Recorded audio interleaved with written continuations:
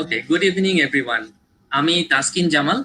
আমরা আবার এসেছি মাই টু সেন্স ওয়েবিনার সিরিজের সেকেন্ড শো নিয়ে আজকে আপনাদের সামনে। আমাদের সাথে আজকে উপস্থিত আছে Ishtiaq Rahman, assistant professor, Ahsanullah university of science and technology. তো ওর সাথে কথা বলার আগে আমি আপনাদেরকে একটু জানিয়ে দিতে চাই আমাদের আজকে কি কি জিনিস নিয়ে আমরা ডিসকাস করব, কি কি বিষয় নিয়ে আমরা আপনাদেরকে ইনফরমেশন দিব, হ্যাঁ, কি কি ইস্যুস নিয়ে আমরা কথা বললে আপনাদের জন্য সুবিধা হবে, সেই ইস্যুস গুলো আমরা প্রথমে একটু ডিসক্লোজ করে দিচ্ছি। So I welcome Ishtiaq Rahman to our show. Hi everyone, আসসালামু আলাইকুম। তো আমাদের আজকের শো এর যেটা নাম দিয়েছি সেটা হচ্ছে things you don't know, you don't know. তার মানে হচ্ছে গিয়ে যে আপনারা যে জিনিসটা জানেন না, যে আসলে কি জানেন না। ঠিক আছে, মানে দ্যাট মিনস যে আমরা আসলে অনেক কিছু মিস করে যাই, পরে বুঝি যে ও আচ্ছা এটা তো জানতামই না। তো এই বিষয়গুলো নিয়ে আমরা আজকে একটু কথা বলবো, যে কি কিভাবে এই প্রবলেমস গুলাকে অ্যাড্রেস করা যায় এবং আমরা সলভ করতে পারি, যেটা আমাদের হায়ার স্টাডিজ এর ক্ষেত্রে খুবই ভালো একটা ইম্প্যাক্ট ফেলবে। তো আমি শর্ট করে একটু এজেন্ডা গুলো বলে দিই যে এই বিষয়গুলো নিয়ে আমরা আজকে একটু কথা বলবো। যে অ্যাপ্লিকেশন প্রসিডিউর কি ইউএসএ তে অ্যাপ্লাই করার ক্ষেত্রে। তো ইউএসএ তে ইঞ্জিনিয়ারিং ডিগ্রির জন্য ইশতিয়াক রিসেন্টলি অ্যাপ্লাই করেছে। ওর কাছ থেকে একদম রিসেন্ট আপডেটটা আমরা জানবো যে ও কি কি প্রবলেমস ফেস করেছে, ওর কোন ধরনের প্রফেসরের সাথে যোগাযোগ করেছে। তারপরে কোভিড-19 এর কারণে গত 5-6 মাস ধরে যেহেতু ওয়ার্ল্ড ওয়াইড একটা লকডাউন চলছে, এই প্রবলেমেটিক টাইমে ও টোটাল ইস্যুসটাকে কিভাবে হ্যান্ডেল করেছে। এরপরে আমরা ওর কাছ থেকে জানতে চাবো যে সুপারভাইজার এবং যে রিসার্চ স্কুল, এই দুইটার যে একটা ব্যাপার আছে, চুজিং এর একটা ব্যাপার আছে, যে আমি কোন স্কুলে যাচ্ছি, আই মিন কোন ইউনিভার্সিটিতে যাচ্ছি, এবং সেখানকার কোন সুপারভাইজারকে আমার চুজ করা দরকার। আই মিন চুজ করলে আমার নেক্সট 4 to 5 ইয়ার্স ভালো একটা ইম্প্যাক্ট ফেলবে আমার রিসার্চ ক্যারিয়ারে। এই বিষয়টা কিভাবে আমার চুজ করা দরকার, এগুলো নিয়ে আমরা একটু কথা বলবো। তারপরে অ্যাপ্লিকেশন যখন পাবো আমি, আমরা জানি যে ইউএসএ তে অ্যাপ্লাই করতে হয় ইউজুয়ালি নভেম্বর ডিসেম্বর, কোনো কোনো ইউনিভার্সিটিতে জানুয়ারিতেও অ্যাপ্লিকেশন ড্রপ করা যায়। তো আউটকাম আসতে আসতে মার্চ এপ্রিল মোটামুটি মে মাস হয়ে যায়। তো এই যে আউটকাম গুলো আসে, চট করে আউটকামটা আসে যে আপনাকে অ্যাডমিশন দিয়ে দিচ্ছি, আপনি চলে আসেন। এখানে বেশ কিছু ব্যাপার আছে, তো এগুলো নিয়ে আমরা ডিসকাস করবো যে একজন যে অ্যাপ্লিক্যান্ট তার মাইন্ডসেট কিরকম থাকা উচিত, কি বিষয়ে ডিল করতে হয়, কিভাবে ডিল করা যেতে পারে সাকসেসফুল হওয়ার জন্য। আমরা কথা বলবো রোবোটিক্স নিয়ে। আপনারা হয়তো অনেকেই জানেন, যারা জানেন না বলে দিতে চাই। ইশতিয়াক হচ্ছে গিয়ে রোবোটিক্স এর ব্যাপারে খুবই প্যাশনেট, অনেক বছর ধরে বেসিক্যালি প্যাশনেট। যখন আমাদের দেশে রোবোটিক্স এর বিষয়টা মোটামুটি নতুন ভাবে শুরু হলো গত 10-12 বছর আগে, তখন থেকেই বলা যায় যে বেশ বেশ প্যাশনেট ব্যাপারে। তো রোবোটিক্স এ পড়াশোনা করতে হলে কি ধরনের ব্যাকগ্রাউন্ড দরকার, আমার ক্যারিয়ারটাকে কিভাবে আগে নিতে হবে, এই বিষয়গুলো নিয়ে আমরা আজকে ইশতিয়াকের সাথে আলাপ করব। লাস্টলি মজার বিষয় নিয়ে আমরা কথা বলবো, সেটা হচ্ছে গিয়ে যে ইশতিয়াক এই রিসেন্টলি অগাস্ট সেপ্টেম্বরের মধ্যে ওর ইউএসএ তে চলে যাওয়ার কথা ছিল, যেহেতু ওর অ্যাডমিশন হয়ে গেছে, ক্লাস শুরু হয়ে গেছে, বাট কিন্তু কোভিড এর কারণে ট্রাভেল করা যাচ্ছে না। তো ডুইং নাও অ্যাকচুয়ালি, ও কি দেশে বসে আছে নাকি অ্যাকচুয়ালি ও ওয়েবিনারটা আমেরিকা থেকে অ্যাটেন্ড করছে, এই বিষয়গুলো নিয়ে আমরা একটু ইশতিয়াকের সাথে আজকে ঘন্টাখানেক ধরে গল্প চলে অনেক ইনফরমেশন শেয়ার করবো। Ishtiaq, welcome to you to the show and thank you very much যে এরকম কোভিড-19 এর একটা ক্রিটিক্যাল পিরিয়ডে এরকম রাতের বেলা তুমি আমাদেরকে আজকে সময় দিতে পেরেছো। আমি একটু পরিচয় করে দিই, ইশতিয়াকের ব্যাকগ্রাউন্ড সম্বন্ধে আমি একটু বলে দিই শুরুতেই। Ishtiaq Rahman completed his Bachelor of Science in Tripoli from Islamic University of Technology, Bangladesh, and currently pursuing his Masters of Science in Engineering in Tripoli at BUET. He is currently serving as Assistant Professor, Department of Tripoli at Ahsanullah University of Science and Technology. His research interests include quantum transport in lower dimension materials, topological institutes, quantum computing, twisted bilayer magic angle graphene, and VLSI circuit design. Ishtiaq is to undertake the position of Graduate Research Assistant at the Department of Electrical Engineering at the University of Notre Dame, Indiana, United States. কেমন আছো? আসসালামু আলাইকুম, সবাইকে আমার তরফ থেকে স্বাগতম জানাচ্ছি আজকের এই ওয়েবিনারে। আহ, আর শুরুতে আমি ধন্যবাদ জানাতে চাই হায়ার স্টাডিজ অ্যাব্রড বাংলাদেশ চ্যাপ্টারকে, তাসকিন ভাই মাধ্যমে এত সুন্দর একটা ইনিশিয়েটিভ নেওয়ার জন্য আর কি। তো আমরা আমাদের অ্যাপ্লিকেশনের শুরুতে আসলে সবার শুরুতেই আসলে একটা কনফিউশন কাজ করে, কি করব কি করব না, কোন দিকে গেলে ঠিক হবে, কোনটা ভুল হবে, এটসেট্রা এটসেট্রা, অনেক কিছু কাজ করে আর কি। সো এগুলো আমরা ইনফরমালি যারা আহ, এখন গ্রাজুয়েট রিসার্চ অ্যাসিস্ট্যান্ট আছে বা ইউএসএ পড়াশোনা করছে, তাদের থেকে আমরা হেল্প নেই আর কি সবসময়, বা বিভিন্ন হায়ার স্টাডিজ অ্যাব্রড গ্রুপ থেকেও আমরা অনেক সময় হেল্প। সো এই ধরনের ওয়েবিনার আমার মনে হয় যে কিছুটা হলেও যারা ভবিষ্যতে বাইরের দিকে যেতে চায় তাদের জন্য কিছুটা হলেও একটু helpful হবে। আমরা এক ঘন্টা সময়ের মধ্যে চেষ্টা করবো যে আমার যে ছোটখাটো এক্সপিরিয়েন্স গুলো আছে এবং আমার দৃষ্টিকোণ থেকে আমি যে ধরনের প্রবলেম গুলো ফেস করেছি, বা যে ধরনের প্রবলেম গুলো সবাইকে আসলে ফেস করতে হয়, এগুলো কি আমরা আশা করি কথা বলবো। আচ্ছা, তো কোভিড-19 গত 5 মাস ধরে অলমোস্ট আমরা ঘরে বন্দি। আমরা যারা ফ্যাকাল্টি আছি বাসা থেকে আমরা অনলাইনে ক্লাস নিচ্ছি, স্টুডেন্টদের সাথে আমরা অনলাইনে কনসাল্ট করছি সবকিছু। তো তোমার টোটাল এই 5 মাসের সিচুয়েশনটা কেমন যাচ্ছে? আচ্ছা, সবার আসলে দেশ এবং বৈশ্বিক পরিস্থিতি আসলে খুবই স্ক্যারি আর কি, খুব উইয়ার্ড একটা সিচুয়েশন ভিতর দিয়ে আমরা যাচ্ছি। সো আসলে সবার যেমন গেল, মোটামুটি আমাদের আমারও একই রকম ভাবেই গেছে আর কি। তারপরেও চেষ্টা করছি যে প্রোডাক্টিভ থাকার জন্য। এই সময়টুকুতে আসলে রিল্যাক্স করলে তো অনেকই রিল্যাক্স করা যায় আর কি, কিন্তু সেই ধরনের কাজ না করে একটু প্রোডাক্টিভ কাজের ভিতরে পড়াশোনার মাঝে থাকার চেষ্টা করছি। এবং সবচেয়ে বেশি যেটা চেষ্টা করছি যে মানে আমাদের তো এত আসলে সময় হয় না যে নিজের পছন্দের যে এই বিষয়গুলো আছে আর কি, যে আমি মানে বই পড়তে পছন্দ করি সেগুলো পড়াশোনা করছি, study করার চেষ্টা করছি, রিসার্চে ইন্টারেস্ট আনার চেষ্টা করছি। ওভারঅল মানে ওভারঅল বলতে গেলে নো দাইসেলফ, নিজেকে চেনার চেষ্টা করতেছি যে আসলে আমার পক্ষে কি করা সম্ভব, বা কি করা যায়। আর আহ, সেটা হচ্ছে and praying for each other, যে সবার কাছে আহ, সবাই যাতে ভালো থাকে এই প্রার্থনা করি আর কি। এইভাবেই আসলে চলে যাচ্ছে, এবং সবচেয়ে বেশি প্রার্থনা হচ্ছে যাতে এই সিচুয়েশনটা খুব দ্রুত আর কি ওভারকাম হয় আর কি। আশা করি এটা হয়তো সহজেই ওভারকাম হয়ে যাবে আর কি। এক্স্যাক্টলি। স্বাভাবিকভাবে আমি বুঝতে পারছি যে এটা একটা চ্যালেঞ্জিং সময় তোমার জন্য, কারণ গত 6 মাসে তুমি ডিসিশন নিয়েছো দেশের বাইরে যাবা, অ্যাপ্লিকেশন আউটকাম এসেছে, তারপরে যদিও আমরা সবকিছু ইমেলে যোগাযোগ করি বাট স্টিল এটা একটা মেন্টাল একটা বিষয় থাকে যে আমি এই সময়টাতে দেশের বাইরে যাওয়ার প্ল্যান করছি পিএইচডির জন্য, ওই সময়টাতে আমি আসলে আটকে গেলাম। সো কনফিউশন যে কবে ওপেন হবে, কবে ভিসা পাবো, ভিসা অ্যাপ্লাই করবো কিনা, ভার্সিটি আমাকে নিবে কিনা, সরকার কি বলে, তার মধ্যে ডোনাল্ড ট্রাম্প সামনে নির্বাচন নিয়ে অনেক ধরনের কাহিনী চলতেছে সবাই জানি।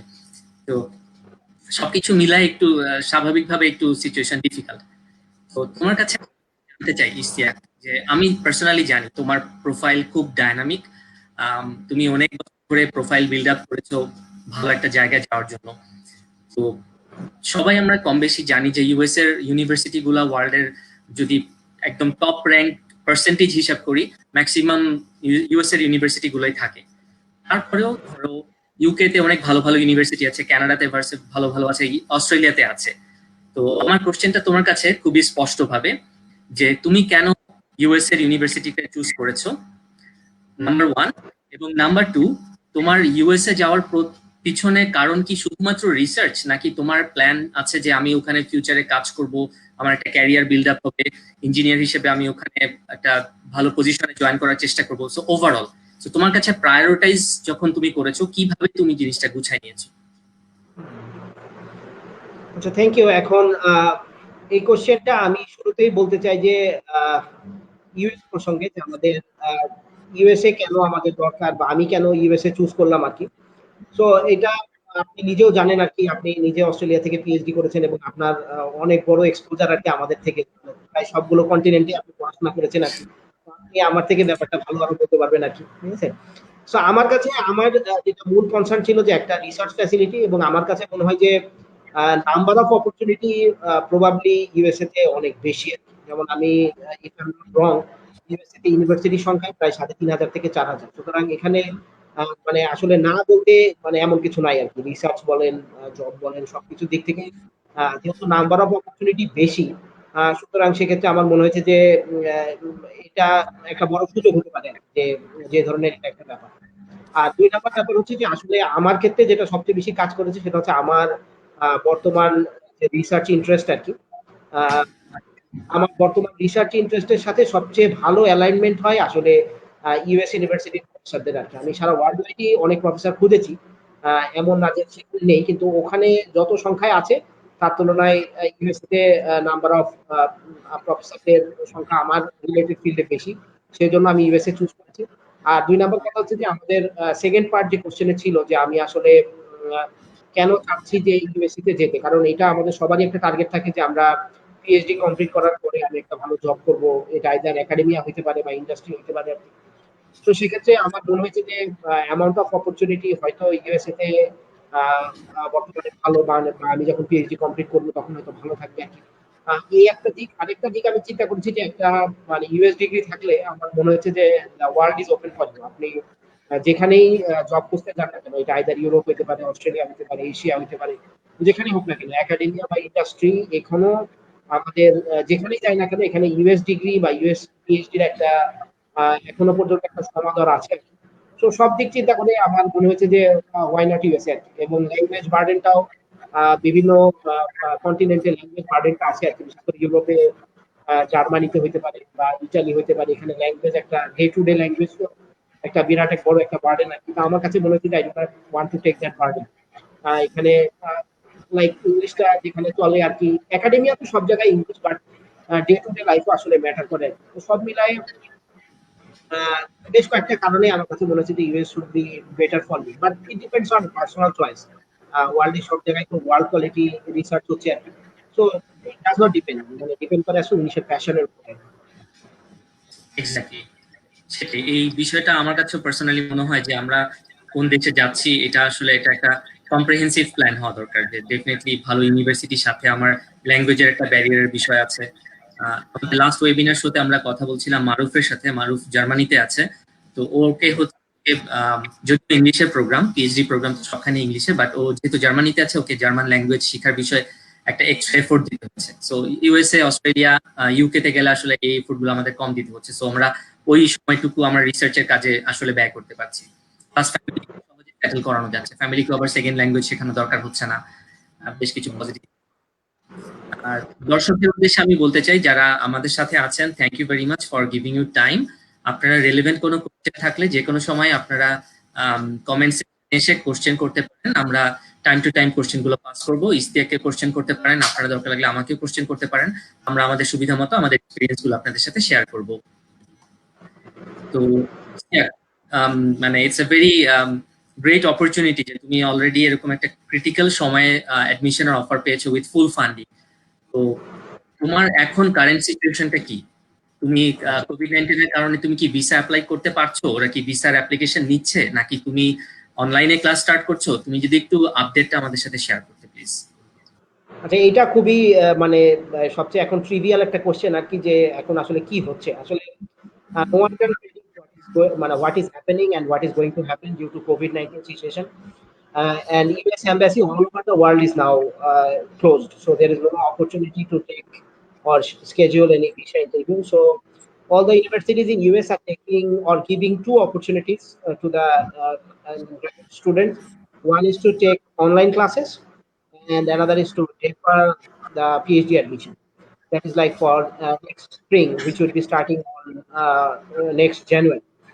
সো মোটামুটি সব ইউনিভার্সিটি আমার যতজনের সাথে কথাবার্তা হয়েছে সবাই এই দুইটা অপরচুনিটি দিচ্ছে আর কি। যেহেতু কাউকেই তারা নিতে পারছে না, এবং ইউএস ইউনিভার্সিটি গুলাও দে are suffering A lot, because আপনারা জানেন যে এটা মানে এগুলো সব হচ্ছে রিসার্চ বেসড ইউনিভার্সিটি। ওখানে প্রত্যেকদিন রিসার্চ হয়, ওখানে বন্ধ বলে কিছু নাই আর কি। সুতরাং ওরা গ্রাজুয়েট স্টুডেন্ট কোথা থেকেও নিতে পারছে না। মানে it's not like Asia, Europe, এটা ওয়ার্ল্ড ওয়াইড প্রবলেম। যারা শুধুমাত্র ইউএসএ তে আছে তারা কিছু ল্যাব অ্যাটেন্ড করছে, আদারওয়াইজ নিতে পারছে না। ওরা আসলে নিতে চাচ্ছে আমাদেরকে, কিন্তু আমরা যেতে পারছি না। তো এই দুইটা অপশনের ভিতর থেকে আমি পার্সোনালি চুজ করেছি মানে অনলাইন ক্লাস করার আর কি। মানে রিমোট ক্লাস ওরা বলছে যে এখানে আমার কোনো ল্যাব ফ্যাসিলিটি বা অন্য কোনো কিছুতে ইউজ করার সুযোগ নেই, কিন্তু এই দুইটা নিচ্ছি আর কি। আর ভবিষ্যতে যখন এমবাসি ওপেন হবে, তো সেক্ষেত্রে সবাই যখন অ্যাপ্লাই করবে তখন যেভাবে যাওয়া। But this situation is very weird আর কি। মানে যারা কোর্স টিচার আছে ওনারাও এই ধরনের জিনিসে অভ্যস্ত না আর কি। যে কিভাবে মানে টাইম দিবে ওনাদের ব্যক্তিগত, মানে আমরাও যারা ফ্যাকাল্টি পজিশনে এখন একাডেমিক্সে আছি আমরাও এই ধরনের প্রবলেম ফেস করছি আর কি।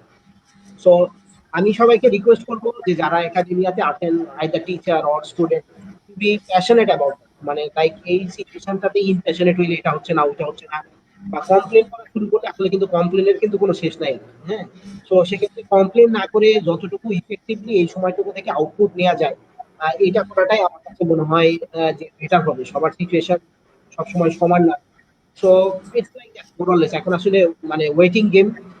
আপনি ইউএস মানে ওনাদের একটা মনে ইলেকশন আছে আর কি নভেম্বরের দিকে, কিন্তু সবকিছু মিলায় the situation is very fluid.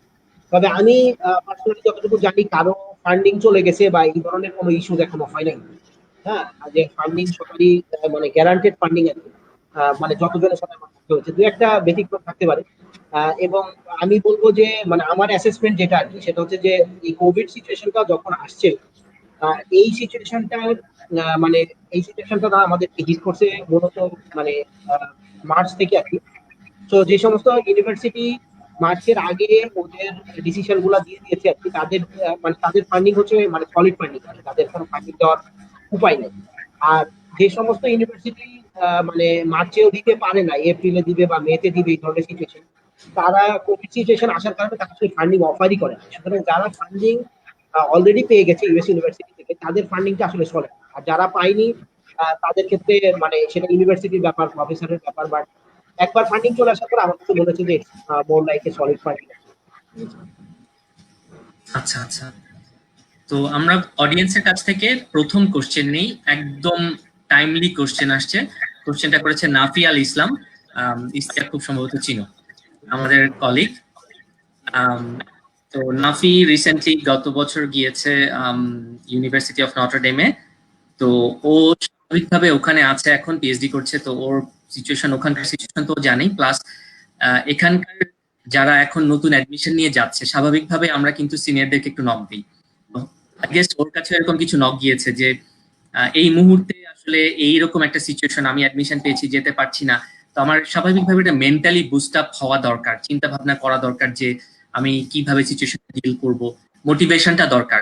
তুমি আই গেস অলরেডি অ্যান্সার দিয়ে দিয়েছো মোটামুটি যে এরকম প্রবলেমটা কিভাবে সলভ করা যায়। তুমি কি কিছু অ্যাড করতে চাও আর নাকি? থ্যাংক ইউ নাফিকে আর কি এই কোশ্চেনটার জন্য।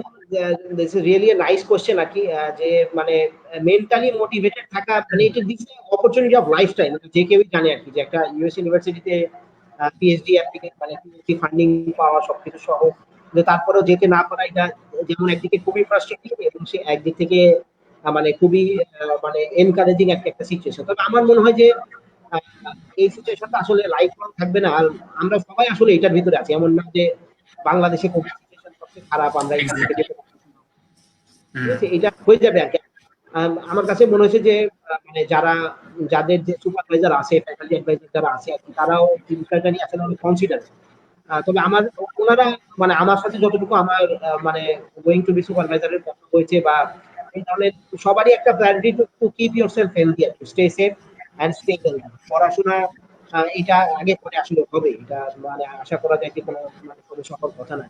বাট মোটিভেশনটা মাঝে মাঝে চলে যায় সবারই, ফোকাস হয়ে যায়, কিন্তু যারা বেশি সময় ধরে ফোকাসটা রাখতে পারে তারাই আসলে মনে হয় না লং রান মানে সাকসেসফুল হয়। Exactly. Thank you Ishtiaq for nicely answering the question. তো নেক্সট রিলেভেন্ট কোশ্চেন হচ্ছে যে ধরো তুমি যখন অ্যাপ্লাই করছিলা রিসেন্টলি, আমরা তো ধরো অ্যাপ্লিকেশন শুরু করেছি আর ইউএস এর জন্য প্রিপারেশন যদি অনেক আগে থেকে শুরু হয়েছে, বাট অ্যাপ্লিকেশন ড্রপ করা শুরু হয়েছে আই গেস নভেম্বর ডিসেম্বর এরকম সময় থেকে আর কি, ক্রিসমাসের আগে দিয়ে এবং কিছু ক্রিসমাসের পরই। তো এখানে একটা চ্যালেঞ্জ হচ্ছে যেটা যারা আমরা অলরেডি অ্যাপ্লাই করেছি বা বিভিন্ন ধরনের ওয়েবিনার অ্যাটেন্ড করেছি, এটা কম বেশি সবাই জানি যে আমার পছন্দ মতো ফিল্ডে ফান্ডিং পাওয়া, পারফেক্ট সুপারভাইজার পাওয়াটা সবসময় চ্যালেঞ্জিং। এটা আসলে নতুন কোনো ইস্যুস না, এটা আমরা সবাই জানি। তো আমি এখানে যেটা তোমাকে কোশ্চেন করতে চাই যে ধরো আমি একটা বছর অ্যাপ্লাই করলাম, আমার খুব স্পেসিফিক একটা পছন্দের সাবজেক্ট আছে, আমি এটাতে কাজ করতে চাই। তো একটা বছর অ্যাপ্লাই করার পরে হয়তো সুইটেবল কোনো অ্যাডমিশন পেলাম না, হয়তো ফুল ফান্ডিং হয় নাই, হয়তো ভালো ইউনিভার্সিটি হয় নাই। তো ধরলাম আমি ডিসিশন নিচ্ছি যে না ঠিক আছে, আমার যেহেতু পছন্দ মতো কিছু হচ্ছে না, সেই ক্ষেত্রে আমি কি করব? Should I wait next year's admission, এই এই সময়ের মধ্যে কি আমি একটা প্রোফাইল বিল্ড আপ করার চেষ্টা করব, নাকি আমি যা পেয়েছি মোটামুটি ঠিক আছে স্যাক্রিফাইস করে দিয়ে চলে যাই যে না ঠিক আছে আমার পছন্দ মতো কিছু পেলাম না এই বছর, আচ্ছা ঠিক আছে কি করব, একটু ডান বাম করে চলে গিয়ে আমি রিসার্চে জয়েন করি। তো তুমি দুইটা দিক থেকে একটু কাইন্ডলি শেয়ার করবা। নাম্বার ওয়ান, এই যে আমার প্যাশন, একটা স্পেসিফিক রিসার্চ আইডিয়া নিয়ে আমি বসেছিলাম, সেটাতে ফান্ডিং হয় কি হয় নাই সেটার একটা বিষয়। এবং নাম্বার দুই হচ্ছে গিয়ে যে এই বছর হয়তো আমার এখানে ফান্ডিং হয় নাই, সামনের বছর তো একটু বেটার প্রোফাইল বিল্ড আপ করে ফান্ডিং হতেও পারে, একটা আশার ব্যাপার থাকতে পারে, হোপ থাকতে পারে। এই দুইটা মিলে তুমি একটু মানে তোমার পার্সোনাল এক্সপিরিয়েন্স সাথে এই ইস্যুস গুলো মিলে একটু বলো যে কি করা উচিত আসলে স্টুডেন্টদের। আচ্ছা, এক্স্যাক্টলি, খুবই মানে খুবই আমার মনে হয় সবচেয়ে ভালো কোশ্চেন হচ্ছে আসলে এইটা হয়েছে আর কি, যে আমি মানে কি করব, মানে আমি কি বসে থাকবো, কি আমি আমার প্রোফাইল বিল্ড আপ করবো, নাকি আমি যা পাইছি এটাতে চলে যাবো। যেটা সবারই হয়, হ্যাঁ, এটা সবারই হয় এই জিনিসটা। এখন প্রথম কথা হচ্ছে আমি যেটা মনে করি আর কি, যে প্রোফাইল বিল্ড আপ করার কোনো শেষ নাই। মানে এটা সর্ট অফ, মানে আপনি টেস্ট স্কোর ছাড়া, আপনি পাবলিকেশন এবং টেস্ট স্কোর ছাড়া কোনো কিছুতেই আসলে সে আপনি ইমপ্রুভ করতে পারবেন না। সেটা হচ্ছে আপনার জিপিএ বা সিজিপিএ রিলেটেড যে ব্যাপারগুলো আছে আর কি। আর স্কোরেরও কিন্তু শেষ না, মানে স্কোর কারো জিআরই স্কোর 320 আসতো, সে চিন্তা করতেছে 325 হয়তো ভালো হবে, 330 হয়তো ভালো। সুতরাং এইটার একটা মানে মানে লিমিটেশন আসলে চলেই আসে, যে কাউকে মানে ধরেন জিআরই আমি একবার দিলাম কি দুইবার দিলাম, দিয়ে আমি আমার মোটামুটি অবস্থাটা বুঝে যাই যে এরপরে আমার থেকে বেশি আর সম্ভব না। সুতরাং এই জিনিসটা যদি কারো মানে স্যাচুরেশন যদি কেউ রিচ করে ফেলে, তাহলে আমার মনে হয় যে ওই দিকে আর কনসেন্ট্রেট না করে রিসার্চ প্রোফাইলটা বাড়ানো যেতে পারে। রিসার্চ প্রোফাইলটা মানে হচ্ছে যে আমি মানে আমার ফিল্ডে তো আমি আসলে এক্সপার্ট না, যখন একটা পিএইচডি করতে যাব, যেমন আমি কিছুদিন আগে ইউনিভার্সিটি অফ নটরডেমের একটা অনলাইন গ্রাজুয়েশনে মানে ওরিয়েন্টেশন ক্লাস অ্যাটেন্ড করছিলাম। তো ওখানে ইউনিভার্সিটি অফ নটরডেমের প্রেসিডেন্ট একটা কথা বললেন যে to become an expert it takes time. আসলে আমরা নিজেদেরকে এক্সপার্ট বলতে গেলে টাইম দিতে হয়। তো এই জিনিসটা এক্সপার্ট আসলে কেউই না। সুতরাং কেউ যদি একবার ব্যর্থ হয়, আমি বলবো যে মানে এখানে প্রোফাইল বিল্ড আপ করাও দরকার আছে, নিজের রিসার্চ পার্সপেক্টিভও চিন্তা করার ব্যাপার আছে, এবং সবচেয়ে বড় ব্যাপার হচ্ছে যে নিজের প্যারাডাইমটা একটু বড় করা দরকার আছে। যেমন আমি মানে আমার পার্সোনাল এক্সপেরিয়েন্সটা শেয়ার করি আর কি। মানে আমার যে বর্তমান রিসার্চ ইন্টারেস্ট সেটা হচ্ছে গ্রাফিন রিলেটেড, এবং ঠিক ন্যানো ডিভাইস না, এটা quantum transport. So quantum transport এই জিনিসটা, এই ফিল্ডটা, যদিও আমি ইলেকট্রিক্যাল ইঞ্জিনিয়ারিং এর মাস্টার্স, কিন্তু আমি দেখেছি যে ইউএস ইউনিভার্সিটিতে, ইউএস এবং অল ওভার দ্য ওয়ার্ল্ড এই কোয়ান্টাম ট্রান্সপোর্ট এই টপিকটা আসলে ফিজিক্স রিলেটেড টিচাররা বেশি মানে এটাকে ইনভলভ হয়। মানে ট্রিপলি বা ডাবল টিচাররা এটাতে কম। কিন্তু আমার আবার আলটিমেট টার্গেট হচ্ছে to earn A PhD in double. সুতরাং সেক্ষেত্রে আমি দেখলাম যে আমার পজিশনটা আসলে এই ডিপার্টমেন্টের কারণে স্কুইজ হয়ে যাচ্ছে। এবং ফিজিক্সের যে টিচার, ওনারা আসলে এক্সপেক্ট করে স্টুডেন্ট ফ্রম ফিজিক্স, তারা মানে ইলেকট্রিক্যাল ইঞ্জিনিয়ারিং স্টুডেন্ট অনেক সময় চায় না।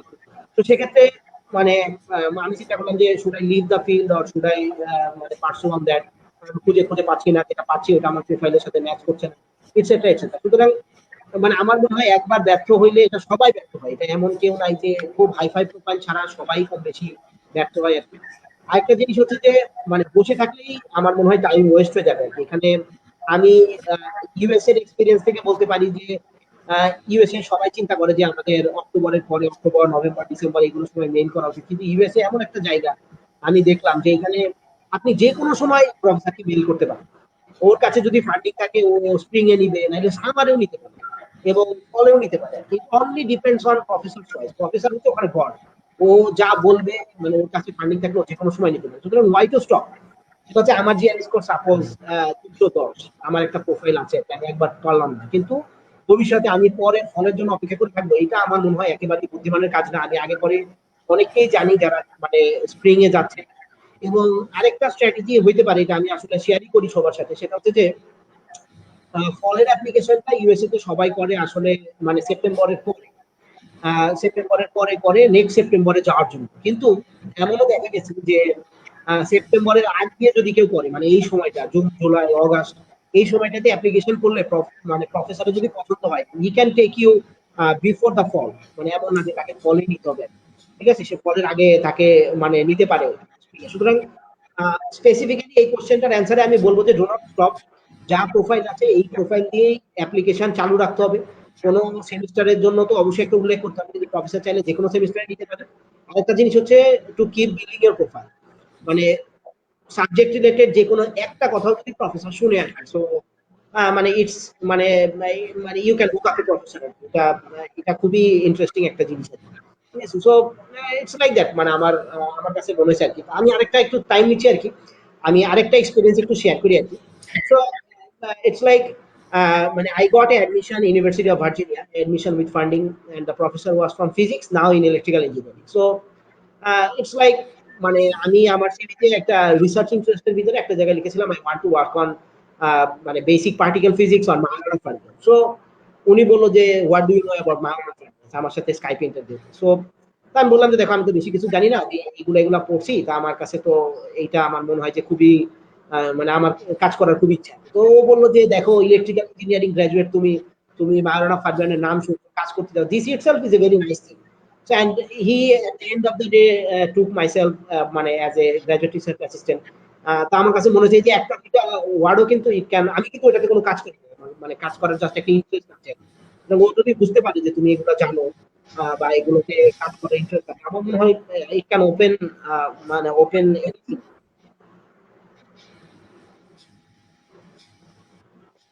হ্যাঁ, ডিস্টার্ব, মাঝখানে একটু লাইন ডিস্টার্ব দিচ্ছিল। তুমি কি অ্যান্সারটা আচ্ছা শেষ করেছো এটা? হ্যাঁ, এটা মানে আই আই বিলিভ যে আমি আমার কাছে কথা হচ্ছে যে মানে কিপ অ্যাপ্লাই, সবাই অ্যাপ্লাই করতে থাক, অ্যাপ্লাই হুম, করতে থাকলে হুম। একসময় আসলে এটা মানে হবে আর কি, যে কোনো সময় এটা হবে। শোনা একটু- তো এখানে একটা বিষয় থাকে যে আমি যেটা তুমি অলরেডি বললা যে ইলেকট্রিক্যাল ইঞ্জিনিয়ারিং এবং ফিজিক্স এর মধ্যে একটা যোগসূত্র আছে, যারা আমরা ফিজিক্স রিলেটেড কাজ করি, হয়তো সামহাও ইলেকট্রিক্যাল ইঞ্জিনিয়ারিং এর সাথে কিছুটা মিল আছে, আবার ভাইস ভার্সা। তো ধরলাম আমি একজন ইলেকট্রিক্যাল ইঞ্জিনিয়ারিং গ্রাজুয়েট, আমার আন্ডারগ্রেড ইলেকট্রিক্যাল ইঞ্জিনিয়ারিং এ, সেই ক্ষেত্রে এই চ্যালেঞ্জটা আমি নেয়ার জন্য আমার মেন্টাল সেটআপটা দরকার, তাই না? যে ফিজিক্সে যাচ্ছি বা ন্যানো টেকনোলজিতে যাচ্ছি, অনেক সময় এখন তো একটু সুইচ করে অনেকে বায়োমেডিকেলে চলে যাচ্ছে, মানে আমরা অনেক ধরনের সেকশনে ব্রাঞ্চে ব্রাঞ্চে আমরা ঢুকে যাচ্ছি ফ্রম দা মাদার ব্রাঞ্চ, যে ইলেকট্রিক্যাল ইঞ্জিনিয়ারিং ইঞ্জিনিয়ারিং এর যে মাদার একটা সেকশন, সেখান থেকে আমরা সরে যাচ্ছি। তো তোমার ক্ষেত্রে জিনিসটা কতটুকু চ্যালেঞ্জিং ছিল? আচ্ছা এখন মানে this also a very nice question আর কি। আহ, সেটা হচ্ছে যে আহ, প্রথম কথা হচ্ছে যে আমি ইউএস এর ক্ষেত্রে বলতে পারি যে ইউএসএ তে নো ওয়ান কেয়ার্স যে তুমি কোন ব্যাকগ্রাউন্ড থেকে আসছো আর কোন ব্যাকগ্রাউন্ডে কাজ করতেছো, as long as you are fit enough to do that, you are motivated enough to do that, you can undertake anything. So আমি এমন স্টুডেন্ট কেউ জানি আর কি যে লাইক মেকানিক্যাল ইঞ্জিনিয়ারিং থেকে পড়তে এসে এখন মানে ইন্টেলে চাকরি করতেছে, ঠিক আছে? কারণ হি হ্যাজ শেপড হিমসেলফ আর কি। কিন্তু এক্ষেত্রে কিন্তু মানে প্যাশনটা একটা বড় জিনিস, এবং সেক্ষেত্রে নিজেকে সেই অর্থে প্রিপেয়ার করার। সাপোজ আমার ইলেকট্রিক্যাল ইঞ্জিনিয়ারিং করতে ভালো লাগতেছে না, এখন ভালো না লাগতেছে না এটা তো কোনো ইস্যু হতে পারে না। ইস্যু হতে পারে যে আমি ভালো লাগছে না, কিন্তু I have prepared myself so that I can take higher studies on CS.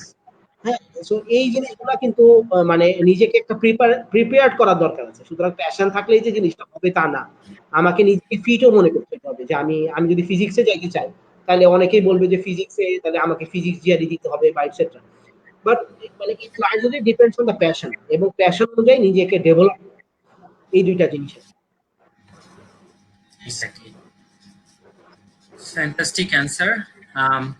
Next আমার কাছে একটু আমার আমার তোমার কাছে একটু জানার দরকার, এবং সবার জন্য মনে হয় এটা খুব ভালো একটা ইনফরমেশন হবে, যে আমরা যেটা শুরুতে আমি একটু বলছিলাম যে তুমি যখন অ্যাপ্লাই করো, আমি তোমার পার্সোনাল ইস্যুসটা কিছুটা হলেও জানি, তো এই জন্য আমার কাছে মনে হচ্ছে তোমার কাছে এটা খুব রিলেভেন্ট একটা কোশ্চেন হবে, এবং চমৎকার একটা অ্যান্সার আসবে এখান কাছ থেকে। যে আমি আমি যখন অ্যাপ্লাই করছি, ধরো আমি 10টা ইউনিভার্সিটিতে অ্যাপ্লাই করব বা 8টা ইউনিভার্সিটিতে অ্যাপ্লাই করবো, এবং আমার সাবজেক্ট চয়েস খুব স্পেসিফিক, যে আমি একদম স্পেসিফিক এটাতে কাজ করব, এবং আমার প্রফেসর যদি বিগ শট হয় দ্যাট উইল বি ফ্যান্টাস্টিক। আমার ওয়ার্ল্ড র্যাঙ্কিং এ যদি ইউনিভার্সিটিটা টপে থাকে, সেটাও আমার একটা ড্রিম কাম ট্রু হবে। তো এই যে ওভারঅল যে একটা ভালো ইউনিভার্সিটি, একটা ভালো সুপারভাইজার, তারপরে হচ্ছে কোন শহরে যাচ্ছি, এটা কিন্তু এগুলো এখন ফ্যাক্টর হয়ে গেছে, যে আমি কোন শহরে যাচ্ছি, লিভিং এক্সপিরিয়েন্সটা কেমন হবে, কতটুকু এক্সপেন্সিভ, কতটুকু চিপ, আমার যে ফান্ডিং দিবে তাতে আমার চলছে কিনা। তারপরে আমি যেহেতু পিএইচডি রিসার্চে ঢুকবো, হয়তো প্লাস মাইনাস 5 বছর লেগে যাবে। তো এই যে একটা হলিস্টিক অ্যাপ্রোচ দরকার হয় টু টেক এ ডিসিশন, এটা একটু কমপ্লিকেটেড প্রসেস। এই জিনিসটা কিভাবে ডিল করেছো? কারণ তোমার অলরেডি আমি জানি যে ফান্ডেড অ্যাডমিশন হয়েছে, তো কেন তুমি অন্য ইউনিভার্সিটি গুলোকে মানা করে দিয়েছো আর কেন তুমি ইউনিভার্সিটি অফ নটরডেমকে ইয়েস বলেছো? এই বিষয়গুলোতে যখন অন্য স্টুডেন্টরা পড়ে কিভাবে করা উচিত? সো এইটাও মানে this a very nice question আর কি। এটা মানে এটা লাইফের সবচেয়ে বড় কোশ্চেন আর কি, এটা যে ওয়্যার আই উইল গো। প্রথমে অ্যাপ্লাই করার সময় মানে লাইক আমি কোথায় অ্যাপ্লাই করব, অ্যাপ্লাই করার সময় আমার ধারণা যে অ্যাপারেন্টলি মানে ফিল্ড ম্যাচ করলেই সবাই আসলে অ্যাপ্লাই করে, মানে মূলত ফিল্ড ম্যাচ করে তার সাথে অ্যাপ্লাই করে। ছোট মানে it depends on your profile আর কি। If you are confident enough that your profile can make a university within 50, then they go for that আর কি। ঠিক আছে? সো এই জিনিসগুলো প্রোফাইলের সাথে ম্যাচ করে, মানে প্রোফাইলের উপর ডিপেন্ড করে আর কি। কিন্তু এন্ড অফ দ্য ডে যে যখন মানে আমার কাছে যখন কয়েকটা অপরচুনিটি আসলো, তখন কিন্তু অনেক কিছু চিন্তা করতে হয় আর কি, যে আমি কিভাবে মানে কি চুজ করছি আর কি, বা আমার কাছে আসলে আলটিমেট প্রায়োরিটিটা কি। সো আমার ক্ষেত্রে যেটা মানে কাজ করলো আর কি, সেটা হচ্ছে যে ইউনিভার্সিটি অফ মানে নটরডেমের যেটা ওয়েদার ইজ বিট হার্শ আর কি ওখানে, মানে আমাদের বাংলাদেশের মতো ওয়েদার না আর কি। এটা ওয়েদার একটা ফ্যাক্টর ছিল আর কি, কিন্তু সেক্ষেত্রেও আমার যেটা মানে আমার ক্ষেত্রে সবচেয়ে মোটিভেটিং ফ্যাক্টর ছিল যে আমার যে প্রফেসর, ওনার ল্যাবের যারা অ্যালামনাই আছে আর কি, ওনারা ম্যাক্সিমামই ইন্টেলে চাকরি করে। সো ইটস লাইক ওনার আমার কাছে মনে হচ্ছে যে faculty collaboration with industry is really nice. এবং আহ, মানে I may sound racist, but he is a US native আর কি। বাট আমার কাছে আমি অন্যদের থেকে যতটুকু শুনেছি আর কি, যে sometimes the native professors are quite better much more understands, much more helpful than professors from other countries. এটা ভালো মন্দ বিষয় থাকে আর কি। সো ইটস লাইক দ্যাট এই দুইটা জিনিস আমাকে খুব বেশি পরিমাণে ইফেক্ট করেছে। আর সবচেয়ে বড় ওভারঅল আমার যে জিনিসটা মানে আমার কাছে যেটা ইফেক্ট করেছে আর কি, সেটা হচ্ছে যে মানে একটা লোকের সাথে 2-4টা ইমেল দিলে কিন্তু তার অ্যাটিটিউডটা বোঝা যায়, যে মানে what attitude he possesses to you. Is he caring to you, is he মানে অর পুশিং ইউ অলওয়েজ। এই জিনিসগুলো কিন্তু ম্যান টু ম্যান ভ্যারি করে। যেমন উনি আমার কাছে খুব ভালো আছে যে বাংলাদেশে কিছুদিন আগে যখন সাইক্লোন হইলো আর কি, হ্যাঁ। সো ইটস লাইক সাইক্লোনটা, আমি আছি ঢাকাতে, সাইক্লোনটা গেছে বাংলাদেশের একেবারে সাউথ দিয়ে আর কি। তারপর আমার প্রফেসর আমাকে একটা মেইল করছে যে তোমাদের এলাকায় তো সাইক্লোন হয়েছে, হাওয়াই হাওয়াই ঠিক আছে। তা আমার এটা খুবই ভালো লাগছে যে আমি বাংলাদেশে কোথায় আসি, কি অবস্থায় আছি, হি টেক্স কেয়ার। সো আমার কাছে মনে হয়েছে যে না, মানে আমার যদি কারো কাছে যাইতে হয় তাইলে আই ক্যান গো মানে ফ্রম হিম আর কি, মানে আমি তার কাছে যাইতে পারি। আবার আমি এমনও প্রফ পেয়েছি আর কি, যারা মানে অফার লেটারের সাথে সাথে বইপত্র পাঠাই দিচ্ছে আর কি, যে তুমি বইপত্র পড়া শুরু করো, so that you can start working as soon as you hit USA. তো আমার কাছে মনে হচ্ছে যে আমি একটা জায়গায় যাবো, সেখানকার পরিস্থিতি কেমন হবে, আমি ফ্যামিলি নিয়ে যাব, মানে আমাকে তো মানে থাকা খাওয়ার ব্যবস্থা করতে হবে, এইগুলো না বুঝে আমি একটা সিচুয়েশন না বুঝে আমি রিসার্চে কিভাবে মানে মনোযোগ দিব, এটা তো প্রফেসরকেও বুঝতে হবে, তাই না? উনি যদি এক্সপেক্ট করে যে আমি একেবারে আসার সাথে সাথে কাজ শুরু করবো, এটা তো কোয়াইট ইম্পসিবল, তাই না? যে আমি তো অবশ্যই পরিশ্রম করবো। তো এই সবকিছু মিলাই আমার মনে হয় যে ওয়েদার হইতে পারে। এবং টাকা পয়সার একটা বড় ইস্যু, মানে এটা টু বি অনেস্ট, যে মানে এখানে আসলে যারা ফ্যামিলি নিয়ে মুভ করে আর কি, সো তাদের ক্ষেত্রে তো এই জিনিসটা একেবারে নেগলেক্ট করা যায় না। যারা সিঙ্গেল যায় তাদের ক্ষেত্রে জিনিসটা কোয়াইট স্ট্রেট ফরওয়ার্ড আর কি। কিন্তু ফ্যামিলি নিয়ে গেলে আরো কিছু জিনিসকে দেখতে হয় আর কি, আশেপাশে সবকিছু মিলাই আর কি। সো মানে ইট ডিপেন্ডস অন চয়েস। আর সবচেয়ে বড় কথা হচ্ছে আলটিমেটলি আমার ইন্টারেস্টটা কোনদিকে। If I have an opportunity to go to really মানে বড় একটা ইউনিভার্সিটিতে যাইতে পারি, কিন্তু ওখান থেকে তো আমাকে পাস করে বেরোতে পারি, তাই না? ওখান থেকে তো আমি আমার খাওয়ার কিছু নাই, পড়ার কিছু নাই, আমি রিসার্চ করতেছি সারাদিন, কিন্তু আমাকে তো আলটিমেটলি মানে পাস করতে হবে, তাই না? এইটার জন্য তো আমার একটা ন্যূনতম জিনিসগুলো লাগবে। সো অল ইন অল এটা হয়ে যায় আর কি। খুব খুব টাফ ডিসিশন থাকে, আপনি জানেন আর কি, ঠিক আছে? মানে ইটস লাইক মানে গিভস ইউ নাইটমেয়ার, ঠিক আছে? আর বাইরে যারা থাকে আর কি, আমার মনে হয় যারা মাল্টিপল অপরচুনিটিস পায় বাইরে অন্যান্য ওই ইউনিভার্সিটির যদি কোনো গ্রাজুয়েটের সাথে পরিচিত থাকে, সে যদি বাংলাদেশি হয়, তাহলে তাদের সাথে কথা বললেও ডিসিশন মেকিংটা মানে খুব ভালো হয় আর কি। তবে আমি সবাইকেই এনকারেজ করবো, ডু নট বার্গেইন, হ্যাঁ? মানে তুমি প্রফকে বললা যে তোমার টাকা বাড়াও বা এই ধরনের এগুলো কিছু, এগুলো মানে এগুলো করাটা আসলে ব্যাড ইমপ্রেশন ক্রিয়েট করে আর কি। ওনারা যে টাকাটা অফার করে এই টাকাটা আসলে মানে ওনারা বুঝে শুনে অফার করে, মানে ওনাদের এর থেকে বেশি বা অফার করার খুব বেশি লিনিয়েন্সি থাকে না। সো ওইটা চিন্তা না করে ওভারঅল অন্যান্য দিক চিন্তা করে আমার মনে হয় ডিসিশন নেওয়া যেতে পারে আর কি। এক্স্যাক্টলি, এটা লাস্টে দিয়ে সাজেশনটা আমার কাছে, মানে আমি এটাতে একটু অ্যাড করতে চাই যে আমি যখন অস্ট্রেলিয়াতে পিএইচডি করি তখন আমার সুপারভাইজার প্লাস আমার স্কুলে যারা অস্ট্রেলিয়ান সুপারভাইজার বা অন্যান্য দেশের সুপারভাইজাররা ছিলেন প্রচুর ইমেল পেতেন বাংলাদেশ থেকে, ইউনিভার্সিটি স্টুডেন্টরা ইমেল। আমি বিদেশি স্টুডেন্টদের কথা বাদ, স্টুডেন্টরা যখন ইমেল করতো কিছু কিছু বিষয় স্বাভাবিকভাবেই বাংলাদেশি হিসেবে আমার কলিগরা তখন যারা প্রফেসর ছিলেন আমাকে জিজ্ঞেস করতো যে তোমার কাছে কি মনে হয় প্রোফাইলটা কেমন, এই ইউনিভার্সিটিটা কেমন, ওর আন্ডারগ্রেডে এই এই বিষয়ে কাজ করেছে, হোয়াট ডু ইউ সাজেস্ট। তো তখন আমার বডিগুলো চোখে পড়তো যে আমি যে ল্যাঙ্গুয়েজে ইমেল করি কাইন্ড অফ একটু মাঝে মধ্যে উইয়ার্ড কিছু ইমেলও পেতাম যে আমার খুব খারাপ অবস্থা, আমরা আসলে পুর কান্ট্রি থেকে অ্যাপ্লাই করছি, আমাদের ফান্ডিং না হলে ডিফিকাল্ট। এই যে নিজেকে একটু ডাউনগ্রেড করে এক্সপ্রেস করা এবং সেজন্য স্কলারশিপ চাওয়া, এটা আসলে আমার কাছে মনে হয় যে খুবই মানে এভাবে উচিত না আমার নিজেকে। আমি যদি এইভাবে অ্যাপ্রোচ করে একটা স্কলারশিপ পাই তাহলে কিন্তু আমি নিজেকে আসলে ছোট করে গিয়ে হাত পেতে স্কলারশিপটা নিচ্ছি। তো এই বিষয়গুলোতে আমার মনে হয় বাংলাদেশিদের কেয়ারফুল থাকা উচিত যখন আমরা ইমেল কাছে যে কিভাবে আমি স্কলারশিপটা পেতে পারি এবং তোমার প্রসিডিউর কি। সো যে প্রফেসর আপনাকে নিতে ইন্টারেস্টেড বা স্টুডেন্টদেরকে নিতে ইন্টারেস্টেড সে কিন্তু তার প্রোফাইল দেখে তার যে অন্যান্য স্টুডেন্ট আছে তাদের প্রোফাইলের সাথে ম্যাচ করে বুঝে শুনেই কিন্তু সে অফার করবে, এবং সে এমন ভাবে অফার করে যে আপনি ওই সিটিতে ভালোভাবে যেন থাকতে পারেন। এবং ম্যাক্সিমাম কেসে আমার আমার পার্সোনাল এক্সপিরিয়েন্সেও আমি দেখেছি যে ম্যাক্সিমাম পিএইচডি সুপারভাইজাররা জিজ্ঞেস করে যে তুমি কি ফ্যামিলি নিয়ে আসবা, তোমার ফ্যামিলিতে কে কে আছে, কি ফিউচার প্ল্যান তোমার। সো এটার উপরে বেস করেও তারা অনেক সময় স্কলারশিপ অফার করে যে হ্যাঁ তুমি একলা আসলে এত টাকা দিব, তুমি ফ্যামিলি নিয়ে আসলে এত টাকা দিব, তাতে ভালোভাবে চলে যাবে। তারপরে তো যাওয়ার পরে আসলে টিএ আর এ তারপরে পার্ট টাইম জবটা অনেক কিছু পাওয়া যায়।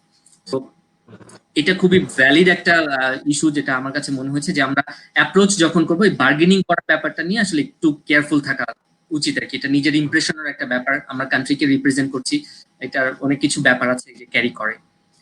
তো ইশতিয়াক, তোমার কাছে আমার নেক্সট কোশ্চেন যে আমি পিএইচডি করতে চাচ্ছি বা পিএইচডি করার জন্য প্ল্যান করছি, আমি কি ব্যাচেলর শেষ করে ডাইরেক্ট অ্যাপ্লাই করা স্টার্ট করবো? মানে ধরো ব্যাচেলর শেষ হয়েছে 1 বছর 2 বছর কোনো জায়গায় চাকরি করলাম, ডাইরেক্ট আমি পিএইচডির জন্য সাহস করব, নাকি আমার একটা মাস্টার্স ডিগ্রি নিয়ে একটা ইন বিটুইন একটা এক্সপেরিয়েন্স নিয়ে একটু প্রোফাইল কিছুটা হলেও বিল্ড আপ করে অ্যাপ্লাই করা উচিত? কারণ আমার তো অ্যাডমিশন পাওয়ার ব্যাপার আছে, সাথে ফান্ডিং এরও ব্যাপার আছে।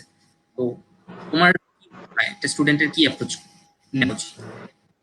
আহ, আচ্ছা, এটাও খুবই মানে চমৎকার একটা কোশ্চেন আর কি। এটা আমি মানে আমি আমার লাইফের এক্সপিরিয়েন্সই শেয়ার করতে পারি আর কি। সেটা হচ্ছে যে মানে আমি যাচ্ছি আমার মাস্টার্স কমপ্লিট করার পরে আর কি। সো মানে আহ, আমি এটা আসলে রিজেক্ট না যে তুমি যে কোনো দিকে যেতে পারো, মানে আন্ডারগ্রেড করার পরেও যেতে পারো আর কি, বা যেতে পারো বা মাস্টার্স করার পরেও যেতে পারো। বাট মাস্টার্স ক্যান্ডিডেটরা মোর সিজন, মানে ইটস লাইক মানে সে মানে রিসার্চ কি জিনিস সেটা জানে, বা মানে তার একটা অলরেডি একটা এই ধরনের একটা মানে এক্সপোজার আছে আর কি। এবং বিএসসি ইঞ্জিনিয়ারিং এর যেটা হয় আর কি, সেটা হচ্ছে যে মানে you have technical knowledge but you have in depth আসলে তোমার সেই অর্থে মানে কোনো সেই অর্থে কোনো এক্সপোজার নাই। কিন্তু যারা মাস্টার্স যারা পাস করে যায় তাদের ক্ষেত্রে কিন্তু ব্যাপারটা একটু একটু আলাদা। আমি যেটা দেখলাম আর কি, সেটা হচ্ছে আমি বিএসসি করার পরে যদি চলে যেতাম আর কি, তাহলে সেক্ষেত্রে আমি যে ধরনের কথা লিখতে পারতাম আমার সিভিতে বা আমার এসওপিতে বা আমার ইমেইল, যে কথাগুলো পড়তো মাস্টার্স করার পরে, কিন্তু আমার কাছে মনে হয়েছে যে এটা আমি আর একটু কমপ্রিহেন্সিভ হইতে লিখতে পারছি। আরেকটা জিনিস হচ্ছে মাস্টার্স এর এক্সপেরিয়েন্সটা আমার কাছে মানে চমৎকার লাগছে আর কি। আমি বিএসসি করার পরে যখন এমএসসি করতে গেলাম আর কি, আমার নিজের ভিতরে কিছু ভুল ধারণা ছিল আর কি, যে এটা এইভাবে করতে হয় বা ওইভাবে করতে হয় আর কি। কিন্তু things are not like that, মানে লাইফটা আসলে ওপেন এন্ড। আমি যেভাবে চিন্তা করে রাখছি সবকিছু যে ওভাবেই হবে সেটা কিন্তু এমন না, এখানে অনেক কিছু শেখার ব্যাপার আছে। আপনি পিএইচডি করেছেন, আপনি অবশ্যই জানেন যে গ্র্যাজুয়াল আপনার লার্নিংটা কি ধরনের হচ্ছে। আপনি বিএসসি তে যা শিখছেন, মাস্টার্সে তা শিখছেন, তার থেকে পিএইচডি তে আরো অনেক ভালো কিছু শিখতে পারছেন। তাহলে আমার কাছে মনে হচ্ছে যে আমি মোর সিজন হয়ে যেতে পারছি আর কি। যে মানে এটা আমার কাছে মনে হচ্ছে যে আমি আসলে জানি। এবং পিএইচডি করার ব্যাপারটা একটা লাইফ লং প্রসেস আর কি, এটা সবার জন্য পিএইচডি না। এবং মানে আমার সুপারভাইজার আমাকে কথায় কথায় বলতে চাচ্ছিল, বললো একদিন যে দেখো পিএইচডিতে কিন্তু ডাউন টাইম থাকে, সবারই ডাউন টাইম থাকে, এবং তোমাকে কিন্তু স্পেসিফিক একটা মানে ওই ডাউন টাইমে কিন্তু তোমাকে চিন্তা করতে হবে যে why you came for the PhD, এবং you must hold on to that. হ্যাঁ, এই জিনিসটা তোমার ভিতরে যদি না থাকে তুমি কিন্তু you can't finish your PhD. This is true, যে আমার প্যাশনটা কি এবং সেই প্যাশনটাকে আমি জানি কিনা, এবং আমি 6 বছর 7 বছর এই প্যাশনটা ধরে রাখতে পারবো কিনা, এই জিনিসটা কিন্তু এই জিনিসটা কিন্তু খুবই ইম্পর্টেন্ট। সুতরাং যারা মাস্টার্স অলরেডি করেছে আর কি, আমি বলবো যে তারা একাডেমিয়াতে থাকবে, এটা মোটামুটি ধরেই নিয়ে যায়। প্রফেসরের মাইন্ডসেট ওইভাবে কাজ করে আর কি। যে আমাদের দেশে মানে আমি আমার সাজেশন হচ্ছে, ইফ ইউর আন্ডারগ্রেড ইজ মানে really from a really nice institute, if you are confident enough যে তোমার undergrad can earning a PhD, so you can go for a PhD from undergrad. But এটার জন্য যে লেভেলের পরিশ্রম করা দরকার, এটা কিন্তু আন্ডারগ্রেডের একদম শুরু থেকেই করা উচিত, বিশেষ করে সেকেন্ড ইয়ার থার্ড ইয়ার থেকেই করা উচিত। বাট ইফ ইউ থিঙ্ক যে আমার সিজিপিএটা আসলে আন্ডারগ্রেডে সেইভাবে না, আমি একটু ফাঁকিবাজি করেছি, আমি সেই ধরনের অপরচুনিটি পাইনি, সব ইউনিভার্সিটিতে সব রকম অপরচুনিটি থাকে না, আমি যে ফিল্ডে রিসার্চ করতে চাই আমার ইউনিভার্সিটিতে হয়তো ওই রিলেটেড প্রফেসর নাই, তাহলে আমি কি করবো? সেক্ষেত্রে কিন্তু মাস্টার্সটা একটা অ্যাডেড একটা বেনিফিট সবসময় অ্যাড করে। হ্যাঁ, এই জিনিসটা সবাইকে মাথায় রেখে আমার মনে হয় সামনের দিকে আগাইতে ইটস বেটার। আর প্রফেসরের পয়েন্ট অফ ভিউ থেকেও চিন্তা করতে গেলে, if he gets a student with a masters and a relatively good understand মানে undergraduate, so he would obviously মানে তার স্কোরও যদি সেমন ভালো থাকে, এটা কিন্তু বোঝাই যায় যে সেই ক্ষেত্রে কিন্তু সে মানে অবশ্যই উইথ এ গাই মানে মাস্টার্স ডিগ্রি আমার গাইকে কিন্তু সে বেশি মানে আমার মনে হয় প্রেফার করবে এই জিনিসটা। বাট মানে ফর নো শেক আমি একটা মাস্টার্স করলাম, মাস্টার্সে আমার সিজিপিও খুবই পোর, হ্যাঁ মানে আমি একটা পার্ট টাইম মাস্টার্স করলাম, আমি তেমন কিছুই আমার হইলো না, এটা মনে হয় যে আমার মনে হয় পিওর ওয়েস্টেজ অফ টাইম আর কি। এটা মানে করে সে একটা কোনো লাভ নাই, আন্ডারগ্রেড দিয়ে সেক্ষেত্রে যাওয়া যায় না।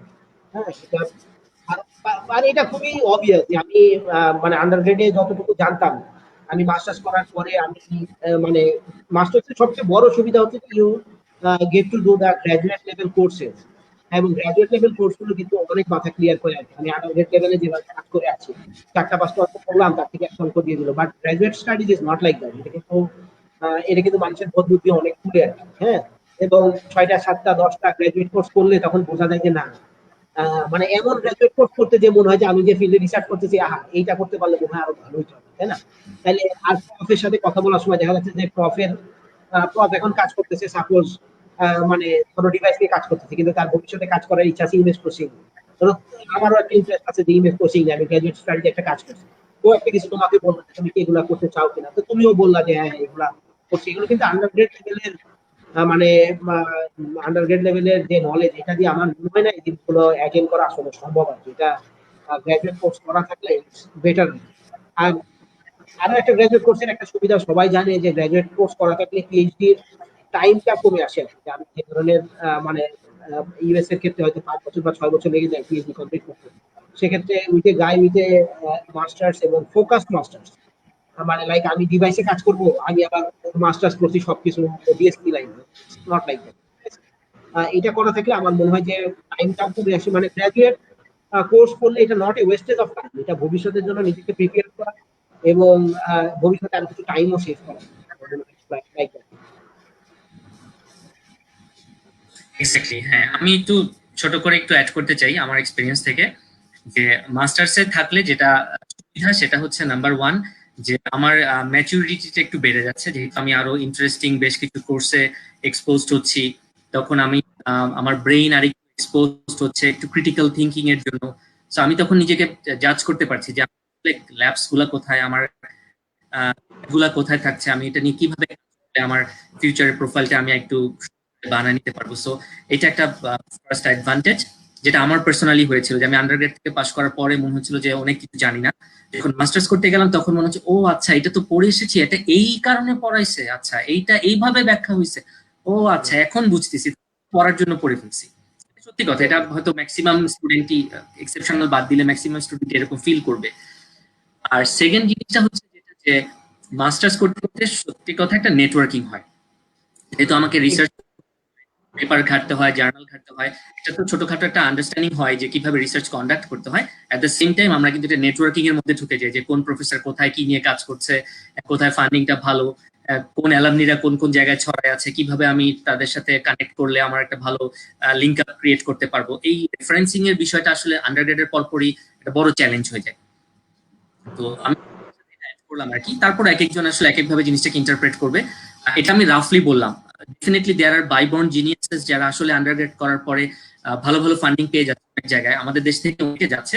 তো ওদের কথা আমি বাদ দিই, আমি রাফলি সবার জন্য বললাম আর কি, যে যদি আপনার কাছে মনে হয় আন্ডারগ্রেডের পরে যে I am not ready go, or I am not ready yet to know apply to certain schools, আমার মনে হয় গ্রাজুয়েট কোর্সগুলোতে আপনি ভর্তি হন, একটু কেয়ারফুলি কোর্সগুলো করেন। আর যদি একদমই না করেন মতো যে আমি 8টা অফিস করি, রাতের বেলা ঠিক আছে 2 ঘন্টা কোনো রকমের ক্লাস করে একটা এক্সাম দিয়ে কোনো রকম সিজিপিএ নিলাম, সেই ক্ষেত্রে আপনাকে ডিফারেন্ট চ্যালেঞ্জ ফেস। তো এইটাকে নিয়ে আমি ইস্তিয়াককে নেক্সট কোশ্চেন করতে চাই যে ইস্তিয়াক, আমি মাস্টার্স করলাম, আমার সিজিপিএ কম আসছে, আমার হয়তো পাবলিকেশন খুব আহামরি নাই, আমার আন্ডারগ্রেডেও খুব যে আহামরি প্রোফাইল তাও না, কিন্তু আমার মাস্টার্স করার পরে মনে হয়েছে যে আই ডিড এ মিস্টেক, আমি ঠিক মতো পড়াশোনা করা দরকার ছিল, করিনি। তো এখন আমি ইন্টারেস্ট পাচ্ছি একটা কিছু নিয়ে কাজ করার জন্য, হয়তো এটা আসতে পারে আমার জব এক্সপিরিয়েন্স থেকে, যে আমি যে ইন্ডাস্ট্রিতে কাজ করছি হয়তো খুব মাথায় খুব ভালোভাবে কাজটা তার সাথে আমি রিলেভেন্ট কোর্স করাতে আমার কাছে মনে হচ্ছে যে এখন আমার কাছে কনসেপ্ট ক্লিয়ার, এখন আমি রিসার্চে মজা পাচ্ছি। তো এই যে আমার কিছু শর্টকামিং হয়ে গেছে, যে সিজিপিএ কম, পাবলিকেশন নাই, এই বিষয়টাকে আমি ওভারকাম করার জন্য কি কিছু করতে পারি? এটা নিয়ে একজন কোশ্চেন করেছে, তাকি হাসান রাফি। তো আমার কোশ্চেনের সাথে তার আমি মিলাই তোমাকে কোশ্চেনটা করলাম। আচ্ছা, খুবই খুবই একটা নাইস কোশ্চেন আর কি। আসলে লাইফটা অনেক বড় ওপেন এন্ডেড জিনিস। হ্যাঁ, এখানে মানে মানে আমার বিএসসি তে ফিজিক্স কোর্সে আমি কি গ্রেড পেলাম এটা ডাজ নট ম্যাটার, লাইফে বিরাট বড় জায়গা আর কি। আমার গ্রাজুয়েট কোর্সে আমি ডিএসপি কোর্সে কি পাইছিলাম এটা এটা এটা ডাজন্ট এট অল ম্যাটার। হ্যাঁ, আমার সিজিপি কি, আমার ক্লাস পজিশন কি, এটা ম্যাটার না। ঠিক আছে, এখন সবচেয়ে আমার কাছে যেটা ম্যাটার হচ্ছে যে মানে to to stick with your passion. মানে আমার প্যাশন সাপোজ হইতেছে কি আমি আর্টিফিশিয়াল ইন্টেলিজেন্সে কাজ করবো আর কি, যেটা আমি যখন আন্ডারগ্রেড করছি তখন এই সময় ছিল না। এখন এই প্যাশনটা মানুষকে বোঝানোর জন্য যেটা আমাদেরকে করতে হবে সেটা হচ্ছে যে এই প্যাশনটা যে আমার আছে এটা বোঝানোর জন্য I can do A publication. আমি যদি মোটামুটি একটা পাবলিকেশনও করতে পারি, তাহলে সুপারভাইজার বুঝতে পারলো যে ঠিক আছে, হয়তো তার আন্ডারগ্রেড একটু হয়তো খারাপ বা মাস্টার্স তো সেভাবে নাই, কিন্তু he has a very nice publication, বা তার সে লেখালেখি তার একটা মানে মনোযোগ আছে। সুতরাং এইটা মানে একটা কনিকের মতো কাজ করে। মানে প্রফ কিন্তু ওরা যে কি দেখে এটা মানে এইটা কারো সিজিপিএ 4 বলে যে তাকে নিয়ে নিবে, আর কারো সিজিপিএ 3.8 বলে যে কাউকে নিবে না, বা ইভেন 4 যে কাউকে নিবে না, এটা কিন্তু হইতেই পারে না। হ্যাঁ, এইটা আমার কাছে মনে হয়েছে যে এটা তার প্যাশন দেখানোর জন্য যদি কারো স্কোর খারাপ হয়ে যায়, টেস্ট স্কোর গুলো ভালো করা যাইতে পারে, যেমন জিআরই টোফেল এগুলোর দিকে মনোযোগ দেওয়া যাইতে পারে, কিছু পাবলিকেশন করতে পারলে বেটার। আর যাদের এই ধরনের একটা মেজর ল্যাকিংস আছে, যেমন কারো যদি বিএসসি তে একটা ল্যাকিংস থাকে, আমি স্পেসিফিক্যালি বলি, তাহলে কিন্তু আই উড সে যে গো for A masters instead of going for a PhD. তুমি যদি মাস্টার্সে একটা ভালো কিছু করে দেখাইতে পারো যে না, আমি মাস্টার্সে একটা ভালো কিছু করলাম এবং আমার passion related, you can easily earn a really nice PhD position. এবং যারা আন্ডারগ্রেড স্টুডেন্ট যারা দেখতেছে, যাদের সিজিপিএ খুব একটা ভালো না কিন্তু রিসার্চের প্রতি খুব ইন্টারেস্ট আছে, যেমন আমি দেখা যাচ্ছে ইথিক্স করছে আমার খারাপ হয়ে গেছে, বা আমার দেখা যাচ্ছে যে ইকোনমিক্স করছে খারাপ হয়ে গেছে, এগুলো কিন্তু আসলে কোনো ব্যাপার না। আমি বলবো যে যাদের সিজিপিএ খারাপ কোনো ম্যাটার করার কিছু নাই, নিজের রিসার্চ ইন্টারেস্টটা ঠিক রেখে গো ফর এ মাস্টার্স। এবং মাস্টার্সে তুমি তোমার মানে তুমি তোমার অ্যাবিলিটি, তুমি তোমার ইন্টারেস্টটাকে শো করো, try to have some good publication, এবং দেন তুমি চেষ্টা করো যে try to have a good score, test score গুলো ভালো করো। তো ওয়ার্ল্ড ইজ ওপেন ফর এটা। আসলে প্রফ কাকে নিবে ইট এনটায়ারলি ডিপেন্ডস অন মানে মানে তার মানে ইচ্ছার উপর সে দিবে আর কি। এটা কোনো মানে এটা তুমি নিজেও আমরা কেউ প্রেডিক্ট করতে পারবো না যে প্রফ মানে কাকে নিবে। ঠিক আছে, এটা মানে ইট এন্টারলি ডিপেন্ডস অন মানে ইয়াতে। আমি এমআইটির একজন প্রফেসরের উদাহরণ দিতে পারি, পাবলো।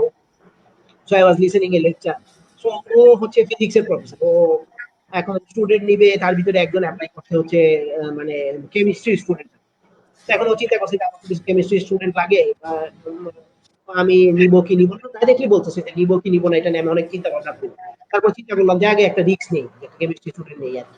ঠিক আছে, পরে সে একটা কেমিস্ট্রি স্টুডেন্ট নিছে, and he change this stuff. মানে এখন সে এমন জায়গায় চলে গেছে যে he been nominated for Nobel prize. তাহলে কে কাকে কখন নিবে ভাই, এটা কেউ মানে এটা মানে কোনো কোনো গ্যারান্টি নাই এখন। ঠিক আছে, এটা মানে কিপ ওয়ার্কিং হার্ড, এটা কোনো যা পাস্ট ইজ পাস্ট, যা হয়ে গেছে মানে your past does not define you, your future always defines মানে your present and your future. আর হার্ড ওয়ার্কিং এর কোনো আসলে বিকল্প নাই।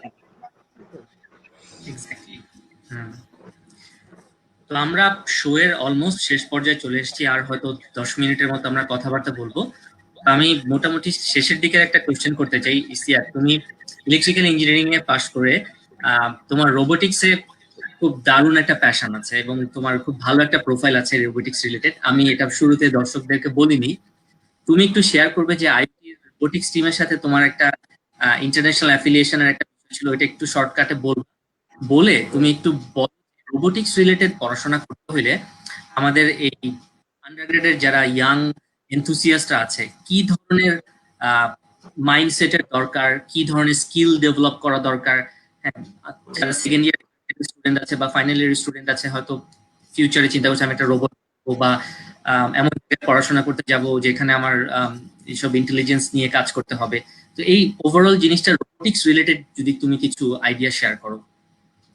আচ্ছা, এইটা মানে খুবই মজার একটা কোশ্চেন আর কি। So when I was undergrad student, মানে in 2012 আমি নাসার যে লুনাবোটিক্স ফাইটিং কম্পিটিশন হয়, আমি ওইটাতে পার্টিসিপেট করি as a team lead of IoT আর কি। এবং তারপর 2 বছর আগে মানে 2012 and 2013।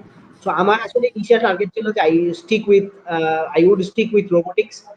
সেই সময় মানে আমার রোবোটিক্স আসলে মানে খুবই ভালো লাগতো, এখনো খুবই ভালো লাগে আর কি। মানে আমি সুযোগ পাইলে আমার ডাউন টাইমে আমি আসলে রোবোটিক্স নিয়ে চিন্তা ভাবনা করি আর কি। এখন 2012-13 সালে বা আমি যখন আন্ডারগ্রেড স্টুডেন্ট ছিলাম 2008-9 সাল থেকে আর কি, তখন রোবোটিক্স ফিল্ডটা ছিল আসলে খুব মানে বুমিং একটা ফিল্ড। মানে এটা তখন বাংলাদেশে অত অপরচুনিটিজও ছিল না, মানে রিসোর্সও পাওয়া যাইতো না, এবং অন্যান্য অনেক বার্ডেন ছিল আর কি। So I took that challenge. আমার কাছে মনে হয়েছিল যে we not to take the challenge and to show the worth, যে আমরা আসলে পারি আর কি। হ্যাঁ, তো এইটা থেকে আমার ওই জায়গাটা নেওয়া। কিন্তু এরপরে সামহাও আমি মানে আমি আমার টিচিং এও আমি চেষ্টা করছি যে এই এমবেডেড সিস্টেম রিলেটেড কোর্স গুলাকে নেওয়ার জন্য, বাট সামহাও আই আই মানে did not feel like working on that. So আমি বলবো যে রোবোটিক্স এর স্কিল মানে রোবোটিক্স এ কাজ করার জন্য দিস ইজ এ, প্রথমেই আগে বলতে হবে this is multi dimensional field. এটা আসলে should be named as mechatronics. এবং এখানে মানে this is not a field for electrical engineers, not even computer engineers or mechanical engineers. কিন্তু যে কোনো একজন, সে আইদার ইলেকট্রিক্যাল হোক, মেকানিক্যাল হোক বা সিএসসি হোক, since I was the team lead of IoT team, so আমার কাজটা ছিল আসলে খুব ম্যানেজেরিয়াল কাজ। আমি আসলে খুব হলিস্টিক একটা ভিউ থেকে দেখছি আর কি, যে ইলেকট্রিক্যাল ইঞ্জিনিয়ারদের কাজ কি, সিএসসি ইঞ্জিনিয়ারদের কাজ কি, এবং মেকানিক্যাল ইঞ্জিনিয়ারদের কাজ কি। তো যারা রোবোটিক্সে যাইতে চায় আমি তাদেরকে বলবো যে you must possess this three skill. তোমাকে কিন্তু মেকানিক্যাল জানতে হবে, ইলেকট্রিক্যাল জানতে হবে, এবং কিন্তু কম্পিউটার সায়েন্স জানতে হবে। এই তিনটা জিনিস না জানলে কিন্তু you can not work on robotics. এবং এরপরে তারপরে তোমাকে চুজ করতে হবে যে তুমি মানে কোন জায়গাটাতে তুমি সবচেয়ে মানে কমফোর্টেবল ফিল করো আর কি। অবশ্যই তুমি মেকানিক্যাল ইঞ্জিনিয়ারের কাজ সিএসসি ব্যাকগ্রাউন্ড থেকে সে কেউই সম্পূর্ণরূপে করতে পারবে না, কিন্তু অ্যাটলিস্ট একটা নো হাউ থাকতে হবে যে আমি কিভাবে কাজটাকে মানে কমপ্লিটলি কাজ করতে পারবো। তবে সবচেয়ে আমার যেটা মনে হয় প্রোগ্রামিং হচ্ছে এখানে সবচেয়ে জরুরি জিনিস আর কি। আর প্রোগ্রামিং এমন একটা জিনিস, এটা লাগে না কারণ নাই আর কি। এটা যে মানে লাইক হইতেছে ফিজিক্সের স্টুডেন্ট তারও লাগে, কেমিস্ট্রি স্টুডেন্ট তারও লাগে, ম্যাথমেটিক্সের স্টুডেন্ট তার তো লাগেই। হ্যাঁ, মানে সব জায়গায় মেকানিক্যাল যে তারও লাগে। সুতরাং প্রোগ্রামিং সম্পর্কে একটা প্যাশন কাজ করতে হবে আমাদের। আমি বাংলাদেশে টিচিং প্রফেশনে প্রায় 8 বছর আছি। আমি নিজে আন্ডারগ্রেড স্টুডেন্ট, মাস্টার স্টুডেন্ট ছিলাম। সো আমি দেখছি যে প্রোগ্রামিং সম্পর্কে একটা ভয় কাজ করে student, whether I can do it or not। এই ক্ষেত্রে আমরা যারা টিচার আমাদেরও খানিকটা দোষ আছে আর কি। আমরা যেভাবে পড়াই বা বইপত্র যেভাবে লেখা হয়েছে, মানে অবজেক্টিভটা আসলে মানে অতটা ডিফাইন না। প্রোগ্রামিং করে কি করি, আমি 4-5টা স্টার প্রিন্ট করতেছি, ডায়মন্ড চেক হাবিজা বিদ্যা করতেছি, এগুলো করে আমার কি হবে। কিন্তু সেক্ষেত্রে যদি আমার মানে অবজেক্টিভটা ডিফাইন থাকে, প্রোগ্রামিংটা শিখে একটা রোবট বানাবো, বা আমার প্রোগ্রামিংটা করে আমি এইভাবে স্কিল ডেভেলপমেন্ট করবো আর কি। ল্যাঙ্গুয়েজ কোনো বার্ডেন না, প্রোগ্রামিং এর জন্য অনেক ল্যাঙ্গুয়েজ আছে, অনেক কিছু আছে। সো ওভারঅল যারাই বাইরে হায়ার স্টাডিজ এর জন্য যাইতে চাচ্ছে, আমি বলবো যে প্রোগ্রামিং ইজ এ মাস্ট। এটা মানে এটা বাই ডিফল্ট প্রফেসর তোমার কাছ থেকে চাবে আর কি, যে তুমি একটা প্রোগ্রামিং স্কিল তোমার ভালো থাকতে হবে। এবং এই স্কিলটা ডেভেলপ করার জন্য কিন্তু মানে বাসায় বসে বইপত্র পড়লে কিন্তু স্কিল ডেভেলপ হয়, এটা যখন প্র্যাকটিক্যাল প্রবলেমে মানুষ যায় তখন তার স্কিল যত ডেভেলপমেন্ট হয়, এটা কিন্তু বাসায় বসে 10টা 15টা বই পড়লাম এগুলো কিন্তু কিছু হয়, রিসার্চের মাধ্যমে স্কিল ডেভেলপ। যারা আর্টিফিশিয়াল ইন্টেলিজেন্স, ডিপ লার্নিং এগুলো করতে চাচ্ছে তাদের তো অবশ্যই বাট মানে প্রোগ্রামিংটা দরকার। রোবোটিক্স বলো, যেখানেই বলো, যেখানেই মানে ওভারঅল দরকার আছে। হ্যাঁ, আমার নেক্সট কোশ্চেনটা আসলে ওটা নিয়ে হইতো যে প্রোগ্রামিংটা কি বেসিক্যালি এখন প্যাশন নাকি নেসেসিটি। তো তোমার কথা এটা মোটামুটি ক্লিয়ার যে একটা সময় হয়তো ছিল যে শখের বসে প্রোগ্রামিং শিখলাম, আচ্ছা ঠিক আছে দেখি, বাট যুগ যেভাবে এখন আগাচ্ছে আমার কাছে মনে হচ্ছে যে ইটস বিকামিং এ নেসেসিটি নাও। যে ইঞ্জিনিয়ারিং এ ঢোকার সাথে সাথে ফার্স্ট ইয়ারে একটু বিল্ড আপ করে নিয়ে সেকেন্ড ইয়ার থেকে আমার প্রোগ্রামিং এর প্রতি কিছুটা ইন্টারেস্ট শো করে আস্তে আস্তে আস্তে আস্তে ডেভেলপ করা উচিত।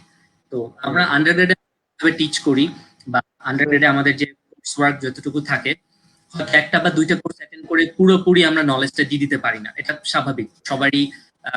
এটা 4 মাসের মধ্যে আমাদের একটা সেমিস্টার কমপ্লিট করতে হয়, 14 উইকসে কভার করতে হয়, তো একটু চ্যালেঞ্জিং হয়ে যায় ফুল নলেজ দেয়া, অনেক সময় অ্যাডভান্স নলেজ আমরা দিতে পারি না। সো আমার এক্সপিরিয়েন্স মিলে আমরা এটা সাজেস্ট করতে পারি যে প্রোগ্রামিং ইজ আ মাস্ট। আপনি যদি এই 2020 এসে চিন্তা করেন যে আমি প্রোগ্রামিং করব না, আমি কোনো ল্যাঙ্গুয়েজ জানবো না, আমি সামহাও কিছু একটা করে ফেলবো, তাহলে খুব ডিফিকাল্ট হয়ে যাবে। So what ever the language is, আপনি অ্যাটলিস্ট কিছু হলেও প্রোগ্রামিং এর বিষয়ে ইন্টারেস্ট শো করেন এবং প্রোগ্রামিংটা আরেকটা জিনিস ফ্যান্টাস্টিক। আমি আমরা প্লিজ মানে আমি একটু অ্যাড করি তাসকিন ভাই, সেটা হচ্ছে যে মানে আপনি যখন আন্ডারগ্রেডে ছিলেন, মানে আপনার তো অনেক আগে, ঠিক আছে, বা আমরা যখন আন্ডারগ্রেডে ছিলাম তখন প্রোগ্রামিং করা যে কি প্যারার কাজ ছিল এটা সবাই জানে আর কি। এটা এই সি প্রোগ্রামিং করতে হতো একটা নীল স্ক্রিনের মধ্যে বসে। ধরে নিতাম কম্পিউটার সায়েন্সের স্টুডেন্টরা প্রোগ্রামিং শিখবে, কেন আমরা অন্য ইঞ্জিনিয়ারিং এর স্টুডেন্টরা কেন প্রোগ্রামিং শিখবে? আর মানে ইন্টারফেস গুলাও চরম ওয়েট ছিল আর কি। মানে ওখানে বসে যে কাজ করা এটাই মানে মাথা টাথা ধরে যেত আর কি, ঠিক আছে।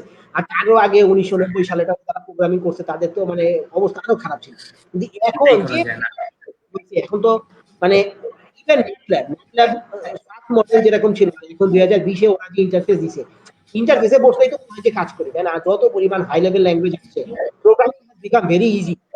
যারা হাই লেভেল ল্যাঙ্গুয়েজে ডিল করতেছে আমি বলবো যে অনেক ইজি, আমাদের সময়ে এত ইজি ছিল না। বা যারা খুব কোর লেভেলে প্রোগ্রামিং করে তাদের জন্য মানে তারা তো অবশ্যই সিএসইউজি মানে সিএস এর আর কি, তাদের জন্য আমরা তো একটু হাই লেভেল প্রোগ্রামিং এ বেশি প্রেফার করি আর কি।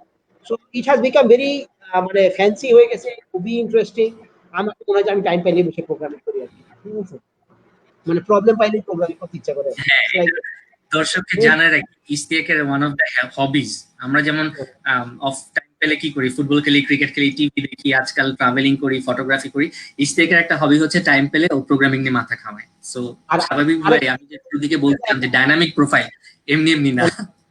না, and one more thing that you see how others program, like আমি যখন আমার মানে এমএসসি ইঞ্জিনিয়ারিং করছি, আমার এমএসসি সুপারভাইজার আমার কাছে আন্ডারগ্রেড স্টুডেন্টদের অনেক প্রোগ্রামিং দিছে, আমি নিজেও দেখছি আর কি how they programme. There are some মানে there are some political students, you don't know they how they program, মানে ইটস লাইক মানে আমারও আন্ডারগ্রেড স্টুডেন্ট অনেকে আছে আর কি যারা they program better than me. আমি ওখান থেকে অনেক কিছু শিখি আর কি। So আমি দেখি যে প্রোগ্রামিং মানুষ কিভাবে করতেছে। মানে আমি অত প্রো লেভেলের প্রোগ্রামার না, বাট আমি মানে সবকিছু থেকে আমি একটা মানে নলেজ গ্যাদার করার চেষ্টা করি আর কি। আর প্রোগ্রামিং থাকলে হায়ার স্টাডিজ তোমার যে কোন পাথ কার জন্য ওপেন হয়ে যাবে এটা মানে নো ওয়ান নোস। প্রোগ্রামিং স্কিলের ভিতরে এমন একটা স্কিল থাকলো, সুপারভাইজার দেখে বলতো যে আরে পারবে, ঠিক আছে, এইগুলা সে পারে, তার মানে তো তাকে কাজ হবে আর কি, ঠিক আছে। মানে ইটস লাইক দ্যাট। মানে আমি গত ফলের জন্য অ্যাপ্লাই করছিলাম, এই ফলে আমাকে একজন প্রফ নক দিয়ে এসে আমার ওই স্কিলটা নিয়ে কথা বলতেছে যে I can do something like that on, like that programming, do programming আর কি। এই এই বিষয়টা আপাতত শেষ করার আমি জাস্ট ছোট করে দুইটা জিনিস অ্যাড করব। এক নাম্বার হচ্ছে কি প্রোগ্রামিং, আমি যেটা করি পার্সোনালি, প্রোগ্রামিং জানা মানে হচ্ছে কি যে আপনি অ্যাপ্লিকেশন ওরিয়েন্টেড কাজ জানেন। when you know প্রোগ্রামিং, যে আমি একটা কিছু দাঁড় করায় লজিক টজিক মিলে আমি একটা কিছুর অ্যাপ্লিকেশন লেভেলে কাজ করতে পারবো। So supervisor will be very happy যে আপনি একটা ল্যাঙ্গুয়েজ খুব ভালোভাবে জানেন এবং এটাতে আপনি মাস্টার করেছেন। মানে যখন আপনি অ্যাপ্লাই করছেন যদি স্ট্রিক্টলি লেখেন যে আমি এই নলেজটা জানি এবং এই প্রোগ্রামিং ল্যাঙ্গুয়েজটার অ্যাডভান্স লেভেলে জানি। সেকেন্ডলি জিপিএ কম থাকে, আপনার যদি রিসার্চ প্রোফাইল এত স্ট্রং নাও হয়, আমার পাবলিকেশন কম হয়, আমি কিন্তু এই জিনিসটাকে ওভারকাম করে দিতে পারি এই প্রোগ্রামিং এ আমার স্কিলটা দিয়ে। সুপারভাইজার তখন চিন্তা করবে যে ঠিক আছে, একটা স্টুডেন্টকে আমি নিচ্ছি, আমার কাজই হচ্ছে তাকে শিখানো, সো আমি তাকে বেসিক নলেজ, থিওরিটিক্যাল কনসেপ্ট এগুলো শিখাই দিব, বাট ও তো প্রোগ্রামিং জানে। সো আমি যদি সুপারভাইজার হিসেবে প্রোগ্রামিং এ অত স্কিলফুল নাও হই, আমার এই স্টুডেন্টটাকে দিয়ে কিন্তু আমি আমার $1,000 or $1,000,000 এর কাজটা তুলে নিতে পারবো। So you will be very happy to hire you compare to a GPA 5/5 who doesn't know any programming. আমার কাছে আমার গত 4-5 বছরে দেখে তাই মনে হচ্ছে। তো আর এটা আমরা এখন এটা একটা বিল্ট ইন প্লিজ। টুল, মানে বিল্ট ইন টুল। এটা চাইনিজ ইন্ডিয়ান স্টুডেন্টরা, মানে ওরাই তো অনেক বেশি সবচেয়ে ইউএসএ তে যায় আর কি। চাইনিজ ইন্ডিয়ান ওরা বিল্ট ইন প্রোগ্রামিং জানে, আমাদের তো প্রোগ্রামিং জোর করে শিখতে হয়। আর পিএইচডি এর একটা কথা আমি আপনাদের সাথে শেয়ার করতে চাই, সেটা হচ্ছে পিএইচডি মানে হচ্ছে the professor only defines the problem. ও খালি প্রবলেমটা তোমাকে এক্স্যাক্টলি। তোমাকে কিন্তু সলিউশনটা কিন্তু আমি পিএইচডি করি নাই, কিন্তু আমার মানে আমার মানে চিন্তা ভাবনা হচ্ছে এটা, ও খালি প্রবলেমটা দেখাবে, আমাকে প্রবলেমের সলিউশনটা একটা আমাকেই বের করতে হবে। সেক্ষেত্রে আমি যদি না জানি আমি কতদিনে প্রোগ্রামিং শিখবো, কিভাবে কি করবো না করবো, মেক আউট রিয়েলি মানে সেটাই তো, প্রোগ্রামিং নিয়ে আমরা আজকে অনেক কথা বললাম। আসলে সময় খুব শর্ট, নেক্সট দিন আমরা ইনশাল্লাহ প্রোগ্রামিং নিয়ে যদি কেউ আপনারা আরো ডিটেলসে জানতে চান আমাদেরকে ফিডব্যাক দিবেন, আমরা তাহলে প্রোগ্রামিং এর উপরই শুধু কিভাবে বিল্ড আপ করা যায়, এর স্কিলটাকে কিভাবে ডেভেলপ করা যায়, আমরা তাহলে এগুলো নিয়ে আরেকটা সামনে কোনো একটা সেশনে আসবো। আমরা একটু দর্শকের কিছু কোশ্চেন নিয়ে নিই। ইস্তিয়াকের কাছে প্রথম কোশ্চেন করি। আল বারকাত মেহেদি উনি কোশ্চেন করেছেন, some schools are offering online courses for this semester to the students at Bangladesh. The downside is sometimes they require tuition fees. My question is, Istiak Bhai, what was your situation? Did you get any kind of waiver? Can you please share your experience? আচ্ছা, হ্যাঁ, really nice একটা question আর কি। সেটা হচ্ছে যে university of Notre ডেমে আমাদের নিয়ম করেছে যে I would not be paid for that, but they would not charge anything from, মানে ইটস লাইক মানে ওরা আমাকে কোর্স করতে দিবে, আমার থেকে কোনো টাকাও নিবে না, ওরাও আমাকে কোনো টাকা দিবে না। হ্যাঁ, এইটা আমার কাছে ফেভারেবল মনে হয়েছে বলেই আমি এই জিনিসটা আসলে মানে অফ করছি আর কি নেওয়ার জন্য। বাট ইট ইজ ডিফিকাল্ট, কারণ যে বাংলাদেশে জব করছে, জবও করবে আবার পিএইচডির পড়াশোনাও করবে, দিস ইজ নট পসিবল। সেক্ষেত্রে ডেফার করা ছাড়া মানে কোনো সুযোগ নাই আমার মনে হয়। আর 2 নাম্বার কথা হচ্ছে যে কেউ যদি টিউশন ফি চায়, আমার মনে হয় যে দিস ইজ নট, মানে এই ধরনের ইউনিভার্সিটিকে আমার মনে হয় যে মানে না করাই বেটার আর কি। কারণ আমি আমার নিজের টিউশন দিয়ে মানে বাংলাদেশি টাকা ইনকাম করে আসলে ডলারে পেমেন্ট করা ইটস সো টাফ। এটা আমার মনে হয় যে যদি কারো এই Exactly. ধরনের আমার মনে হয় it is better to not to attend that. হ্যাঁ, আচ্ছা, thank you very much Ishtiaq. তো আমরা নেক্সট কোশ্চেন নেই, সেটা হচ্ছে গিয়ে শাকুল ইসলাম তাশরিফ উনি কোশ্চেন করেছেন, sir must have research paper for USA varsities admission for master's program. আচ্ছা, মাস্ট বলে আসলে মানে হায়ার স্টাডিজে কিছু নাই যে এটা আমার থাকতেই হবে, না থাকলে কিছু না। প্রথম কথা হচ্ছে এটা আমার যদি না থাকে এটা এমন কোনো কিছু যায় আসে না, ঠিক আছে। But masters itself is a difficult মানে টাস্ক টু হ্যাভ। কারণ মানে আমি মানে খোলাখুলি বলি আর কি জিনিসটা, সেটা হচ্ছে যে একটা পিএইচডি স্টুডেন্টের কিন্তু 2 বছর চলে যায় হচ্ছে কোর্স ওয়ার্ক, এবং কোর্স ওয়ার্কের সময় সে কিন্তু প্রফেসর কিন্তু তার থেকে কোনো আউটপুট পায় না, মানে সে প্রফেসরের রিসার্চে কোনো কন্ট্রিবিউট করতে পারে না। প্রফেসর 2 বছর তাকে পুরো টাইম দেয়, সে কোর্স করে কিছু একটা শিখুক, তারপরে সে আমার কাছে পিএইচডি করতে, মানে সে আমাকে 3 বছর টাইম দিয়ে। সেক্ষেত্রে প্রফ যদি দেখে যে সে 2 বছর কোর্স করে 2 বছর পরে চলে যাবে, তাহলে কোনো প্রফ আসলে তার প্রতি ইনভেস্ট করতে চায় না। এই জন্য ইউএসএ তে মাস্টার্সের ফিল্ডটা খুবই স্কুইজড হয়ে গেছে, মানে কেউই মাস্টার ফান্ডিং দিতে চায় না আর কি, খুবই rare, unless have a very high profile আর কি। সুতরাং এই জিনিসটা মাথায় রাখা, পেপার মাস্ট না, পেপার থাকলে বেটার, কিন্তু মাস্টার ফান্ডিং হ্যাজ মানে সো রেয়ার। নেক্সট কোশ্চেন আমি করতে চাই আব্দুল্লাহ সালে, উনি করেছেন কোশ্চেনটা, I am currently on second year, second semester. I have good GPA, but want to start research work. Sir, can you give me any guideline how to start? খুবই interesting. ওকে, so এইটাও আমার মনে হয় অনেকেরই এই কোশ্চেনটা আছে আর কি, যে আমি রিসার্চ ওয়ার্ক কিভাবে শুরু করতে পারি আর কি। এইটা খুবই রিলেভেন্ট একটা কোশ্চেন। আমি বলবো যে দেখো, রিসার্চ ওয়ার্ক শুরু করার জন্য একজন গাইড মানে অবশ্যই দরকার হয়। একজন স্যারের সাথে কাজ করলে মানে আন্ডারস্ট্যান্ডিংটা ক্লিয়ার হয় আর কি, এবং তোমার আন্ডারস্ট্যান্ডিং এ কোনো ভুল থাকলেও সেই জিনিসটা তুমি তার থেকে ক্লিয়ার হইতে পারো। বাট তুমি যদি এমন কাউকে না পাও, তাহলে আমি বলবো যে you pick some research papers, ভালো কোয়ালিটির রিসার্চ পেপার নিয়ে পড়াশোনা শুরু করো, এবং try to reproduce that research paper. মানে লাইক সেই পেপারটা যদি হার্ডওয়্যারে কাজ হয়, তাহলে তো তুমি সেটা আর করতে পারবে না, লাইক তোমার কাছে তো ওই ফ্যাসিলিটিস নেই। কিন্তু তোমার রিসার্চ ইন্টারেস্ট যদি ধরো আর্টিফিশিয়াল ইন্টেলিজেন্স হয় বা ইমেজ প্রসেসিং হয়, তাহলে দেখবে যে একটা পেপার তুমি চুজ করবা, রিসেন্ট একটা পেপার, ওই পেপারটা কিন্তু তুমি পড়েই বুঝতে পারবে এমন না। ওই পেপারটা পড়ার জন্য কিন্তু তোমাকে আরো 10টা 15টা বা 20টা পেপার পড়তে হবে।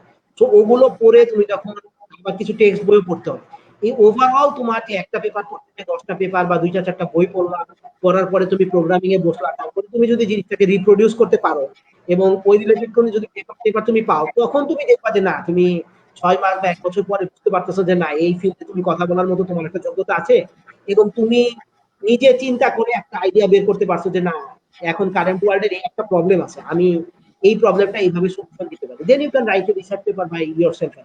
So this is really nice thing, এবং তুমি কিন্তু নিজেও বুঝতে পারবা যে তোমার কোন দিকে তোমার স্কিল ডেভেলপমেন্ট করতে হবে। যে মানে কয়েকটা পেপার পড়লে তুমি দেখবা যে ধরো পাওয়ার ইলেকট্রনিক্স একটা পেপার, তুমি ইলেকট্রনিক্স অত ভালো বোঝো না বা পাওয়ার ইলেকট্রনিক্স ভালো বোঝো না, সেগুলোকে স্কিল ডেভেলপ করবে। রিসার্চ পেপার পড়ার হ্যাবিটটা আমার মনে হয় সবসময় বজায় রাখা উচিত, এবং সেই অনুযায়ী নিজেকে আপডেট করা উচিত।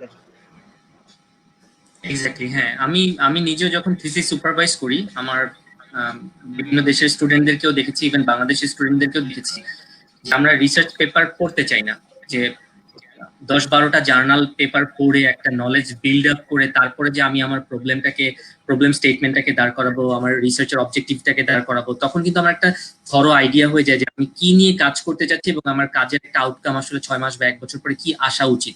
সো আমার কাছে ইস্তেকের সাথে পুরোপুরি এগ্রি করি, এবং তার সাথে এটা অ্যাড করতে চাই যে প্রচুর পড়তে হবে। Either you go through some journal papers, অথবা কনফারেন্স পেপারস, অথবা রিলেভেন্ট বুকস। তুমি যদি ডিটেল জানতে চাও তাহলে বইগুলো দিয়ে স্টার্ট করো। সবকিছু মিলাই তোমাকে একটা কম্প্রিহেন্সিভ নলেজ নিয়ে তখন তুমি বুঝবে যে আসলে আমার নলেজ কিভাবে কোন জায়গাতে আমার অ্যাপ্লাই করা উচিত। কারণ মানুষ তো আসলে সবকিছু একসাথে করতে পারবে না। তোমার ব্রেইন হয়তো জায়গায় কাজ করবে, ওইটা নিয়ে তুমি তখন কাজ করবে। ব্রেইন, আমরা লাস্ট কোশ্চেন নিব। এই কোশ্চেনটা আমার কাছে খুব ভালো একটা কোশ্চেন মনে হয়েছে। Mrinmoy Kumar, what is difference in managing RAship and TAship, and what is the major experience required in managing TAship? যে আরএশিপ পাওয়ার জন্য কি করা দরকার, কি ডিফারেন্সটা কি, এবং টিএ পাওয়ার জন্য বেসিক্যালি কি করা দরকার? আচ্ছা, এখন if I understand the question clearly, সেটা হচ্ছে যে টিএশিপ টিএশিপ পাওয়ার জন্য যেটা মানে খুবই ইম্পর্টেন্ট, সেটা হচ্ছে to have a good test score. বিশেষ করে টোফেলের টেস্ট স্কোরটা ভালো থাকা দরকার স্পিকিং এ। ইউএস ম্যাক্সিমাম ইউনিভার্সিটি মানে দ্য বেটার স্পিকিং মানে score you have, there is a good opportunity that you have a opportunity for TA. তো সেক্ষেত্রে যে যত ভালো পারে, তবে সবচেয়ে বেস্ট স্কোর হচ্ছে অ্যাবভ 26। মানে আউট অফ 30 ব্যান্ডে 26 স্কোর থাকলে টিএ পাওয়াটা অনেক সুবিধাজনক হয় আর কি। আর আরএ আর টিএ দুইটা কিন্তু মানে আলাদা জায়গা থেকে অফার করে। আরএ অফার করে হচ্ছে university, sorry professor. Professor RA offer করে, এবং সে মানে রিসার্চ ল্যাবে কাজ করার জন্য সে আরএ চায়। এবং টিএ কিন্তু অফার করে ইউনিভার্সিটি ইটসেলফ, যে মানে কোনো প্রফ তাকে নিতে চাচ্ছে না বা কোনো প্রফের সাথে তার ম্যাচ করছে না, সেক্ষেত্রে ইউনিভার্সিটি তাকে বলে যে you can do a TA, এবং মিন ওয়াইল তুমি 1 বছর বা 1.5 বছর টিএ করলা। এরপরে তুমি কোনো একটা প্রফেসরকে তুমি মানে মানে চুজ করে নিতে পারবা, তুমি ইন দা মিন টাইম কিছু কোর্স করলা বা এই ধরনের। সুতরাং টিএ আরে এইটা কারো ব্যক্তিগত জিনিসের উপর ডিপেন্ড করে না। মানে আমি টিএ চুজ করবো কি আরে চুজ করবো, এটা চুজ করা লাগে না। এটা আসলে মানে মানে এটা বাই ডিফল্ট এটা ডিপেন্ড করে তুমি কি ধরনের অপরচুনিটি পাচ্ছ আর কি, এইটার উপরে। বাট আমার মতে টিএ আরে মানে 5 বা 6 বছরের এক্সপিরিয়েন্স, দুইটারই কিছু এক্সপিরিয়েন্স থাকলে ভালো। যারা বিশেষ করে একাডেমিয়াতে এস্টাবলিশড হইতে চায়, তাদের জন্য ভালো কিছু টিএর এক্সপিরিয়েন্স যদি থাকে, আমার মনে হয় এটা এটা হেল্প করে। আর প্রফেসর এটাও দেখে যে তুমি কি একাডেমিয়া থেকে আসতেছো কিনা। তুমি যদি একাডেমিয়া থেকে আসো, তাহলে প্রফ তোমাকে টিএ অফার করতে পারে, কারণ ও জানে যে কিভাবে স্টুডেন্ট ম্যানেজ করতে হয়, বা তুমি এই জিনিসগুলো জানো wherever তুমি চাকরি করছো আর কি। ওভারঅল এটাই। আচ্ছা, এই রিলেটেড লাস্ট কোশ্চেনটা নিয়ে নিই, যেহেতু এই রিলেটেডই কোশ্চেন এসেছে। তাবাসসুম অনন্যা কোশ্চেন করেছে যে professor provide funds to a PhD student through RA-ship till the end of PhD, or is there any chance to stop the RA funding anytime? আচ্ছা, এইটা হচ্ছে এটা খুবই ভালো একটা কোশ্চেন। সেটা হচ্ছে যে প্রফেসরই 5 বছরের জন্য ফান্ডিং দেয় না আরকি, অফার করে না। ফান্ডিং বছর কেন? এটা আসলে মানে 5 বছর কেন? 1 বছরের জন্য ওরা অফার করে না। অফার করে হচ্ছে আসলে 9 মাসের জন্য। সামারে যে ওই ফান্ডিংটা ওরা পেন্ডিং রাখে এবং সামারে বলে যে আই উড থিংক যে আমার কাছে যদি ফান্ড থাকে তাহলে আমি তোমাকে ল্যাবে রাখবো। ইউএসএ তে ব্যাপারটা হচ্ছে যে মানে আমি ক্লিয়ার করে দিই আরকি। সেটা হচ্ছে যে মানে তোমার ফান্ডিংটা আসলে শুধুমাত্র প্রথম বছরের 9 মাসের জন্য। মানে ফল এবং স্প্রিং এর জন্য তোমাকে অফার করবে। এরপরে সামারে তোমাকে যে টাকা দিবে তার কাছে তুমি যাবা। You can go for either intern or তুমি প্রফ, তোমাকে টাকা দিলে তুমি প্রফ ল্যাবে কাজ করবা। আইদার ইন্টার্ন করবা, আর যদি তুমি এই দুইটার কোনোটাই না পাও তাহলে তোমাকে দেশে ফিরে আসতে হবে, বা তোমার যদি সেই এক্সপেন্স বহন করার ক্ষমতা থাকে তুমি ওখানে থাকতে পারো। কিন্তু ম্যাক্সিমাম স্টুডেন্টরা হচ্ছে আইদার মানে সামার ইন্টার্ন করে, মানে জেনারেল প্র্যাকটিসটা হচ্ছে প্রথম 2-3 বছর প্রফ তাকে যেতে দেয় না। প্রফ প্রথম 2 সেমিস্টার তাকে কোর্স করায়, তাকে মোটামুটি মানে মানে কোর্স গুলোর সাথে অভ্যস্ত করায় আরকি। প্রথম সামারে যেয়ে সে তার প্রথম রিসার্চ এক্সপেরিয়েন্স হয় যে প্রফের ল্যাবে কি হচ্ছে। কারণ ওই সময় কোনো কোর্স টোর্স থাকে না। ওই সময় শুধুমাত্রই হচ্ছে রিসার্চ আরকি। তখন প্রফেসর চায় যে আমি স্টুডেন্টটাকে নিছি, আমি তাকে রিসার্চ অপরচুনিটিটা দিই। যদি তার কাছে টাকা থাকে, তার কাছেও টাকা থাকতে হবে। তার কাছে যদি টাকা না থাকে তাহলে সে কিভাবে 10টা স্টুডেন্ট নিবে? কিন্তু কোনো প্রফ আসলে এমন হয় না যে ও আসলে খুব মানে ফ্র্যাজাইল ফান্ডিং এর উপর ডিপেন্ড করে অনেক স্টুডেন্ট নিয়ে ফেলে। ওর কাছে ফান্ডিং থাকে। হ্যাঁ, ও চায় যে প্রথম সামারে সে কাজ করুক। ইভেন একটা পিএইচডি মানে প্রথম 2-3 বছর আমি বলবো যে যদি সুযোগ থাকে সামার ইন্টার্নে না যাওয়া, আমাকে আমার সিনিয়ররা এইভাবেই বলছে আরকি। সামার ইন্টার্নে না যাওয়া, সামার ইন্টার্ন যেতে হয় একেবারে শেষের দিকে যেয়ে। যে যখন আমার ইন্ডাস্ট্রি অ্যাফিলিয়েশন দরকার, আমার চাকরি-বাকরি কিভাবে হবে এই জিনিসগুলো দরকার। ঠিক আছে? এইটার উপর। Okay, fantastic answer, Ishtiaq. Thank you audience for nice questions. আমরা শো এর শেষ পর্যায়ে চলে এসেছি। আজকে চমৎকার একটা শো হয়েছে। আই গেস আপনাদের অনেক প্র্যাকটিক্যাল ওরিয়েন্টেড কোশ্চেন্স গুলো আমরা অ্যান্সার করতে পেরেছি। তো শো শেষ করার আগে ইশতিয়াকের কাছে একটা জিনিস আমি জানতে চাবো। ইশতিয়াক প্রচুর রেলিভেন্ট বই পড়ে ইঞ্জিনিয়ারিং এর, প্লাস ও প্রচুর সাহিত্য রিলেটেড বই পড়ে, এটা সেটা পড়ে। তো আমার কাছে একটা ইশতিয়াকের কাছে একটা কোশ্চেন আছে আমার কাছ থেকে। সেটা হচ্ছে গিয়ে লেটস সে আজকের এই টক শোর পরে তুমি প্ল্যান করছো যে একটা ডিনার পার্টি হোস্ট করবে এবং তুমি 3 ফেমাস পিপলকে তোমার ডিনার পার্টিতে ইনভাইট করবে। ঠিক আছে? Could be anyone from any background, but they are like celebrities. মানুষজন তাদেরকে চিনে, তাদের ব্যাপারে ইন্টারেস্টেড। 3 জন famous people, could be Donald Trump, could be Dixit, whatever. So তোমার কাছ থেকে জানতে চাই কোন 3 জন পিপলকে তুমি তোমার ডিনারে ইনভাইট করবে? আচ্ছা, আমি ভিউয়ারদের কাছে একটা কথা বলি। তাসকিন ভাই কোশ্চেনটা আমাকে আগেই রিভিল করে দিছে। ঠিক আছে? মনে হয় প্রবাবলি সন্ধ্যার দিকে আমাকে টেক্সট করছে আরকি। তা আমি সন্ধ্যা থেকে চিন্তা করতেছি যে আমি কি বলব। ঠিক আছে? যে আমি এই কোশ্চেনটা আমাকে সবচেয়ে মানে এই কোশ্চেনটা নিয়ে সবচেয়ে বেশি চিন্তা করছি আরকি যে কি বলবো আমি আরকি। তোমাকে কোশ্চেনটা দিয়ে দিয়েছি, কিন্তু আমি কিন্তু অ্যান্সার তোমার কাছ থেকে জানি না। সো আমিও খুব কিউরিয়াস যে তুমি কি অ্যান্সার দাও। আমি প্রথম 2 জনকে খুব সহজেই সিলেক্ট করে ফেলছি যে যাদেরকে দাওয়াত দিতে পারি। এখন 3 নাম্বার জন যে তাকে নিয়ে আমার প্রচুর চিন্তা ভাবনা করতে হয়েছে। কারণ 3 জনই হচ্ছে লিমিট। প্রথম 2 জন হচ্ছে, একজন হচ্ছে রবীন্দ্রনাথ আর একজন হচ্ছে আইনস্টাইন। এই 2 জন আমার খুবই ফেভারিট 2 জন লোক আরকি। তো এই 2 জন। তো লাস্ট কাকে ইনভাইট করব, আমি অনেক নাম মনে আসতেছে। কোনোভাবেই ঠিক করতে পারতেছি না কাকে ইনভাইট করব। তারপরে আমি চিন্তা করছি যে I would if I had the opportunity I would invite Humayun Ahmed. ঠিক আছে? উনি আমার মনে হয় এই 3 জনের সাথে খুব ভালো কনভারসেশন কন্টিনিউ করতে পারবে। মানে একটা লোক একটা জায়গায় ডাকলে তো মানে ডোনাল্ড ট্রাম্পের সাথে তো রবীন্দ্রনাথকে রাখা যাবে না, তাই না? So Rabindranath was a good friend of Einstein and Humayun Ahmed knows মানে a lot about Rabindranath and মানে অ্যালবার্ট আইনস্টাইন। সো আমার কাছে মনে হচ্ছে 3 জন আসলে আমি চুপচাপ বসে একটু দেখতাম আর কি, এটা আমার ভালো লাগতো।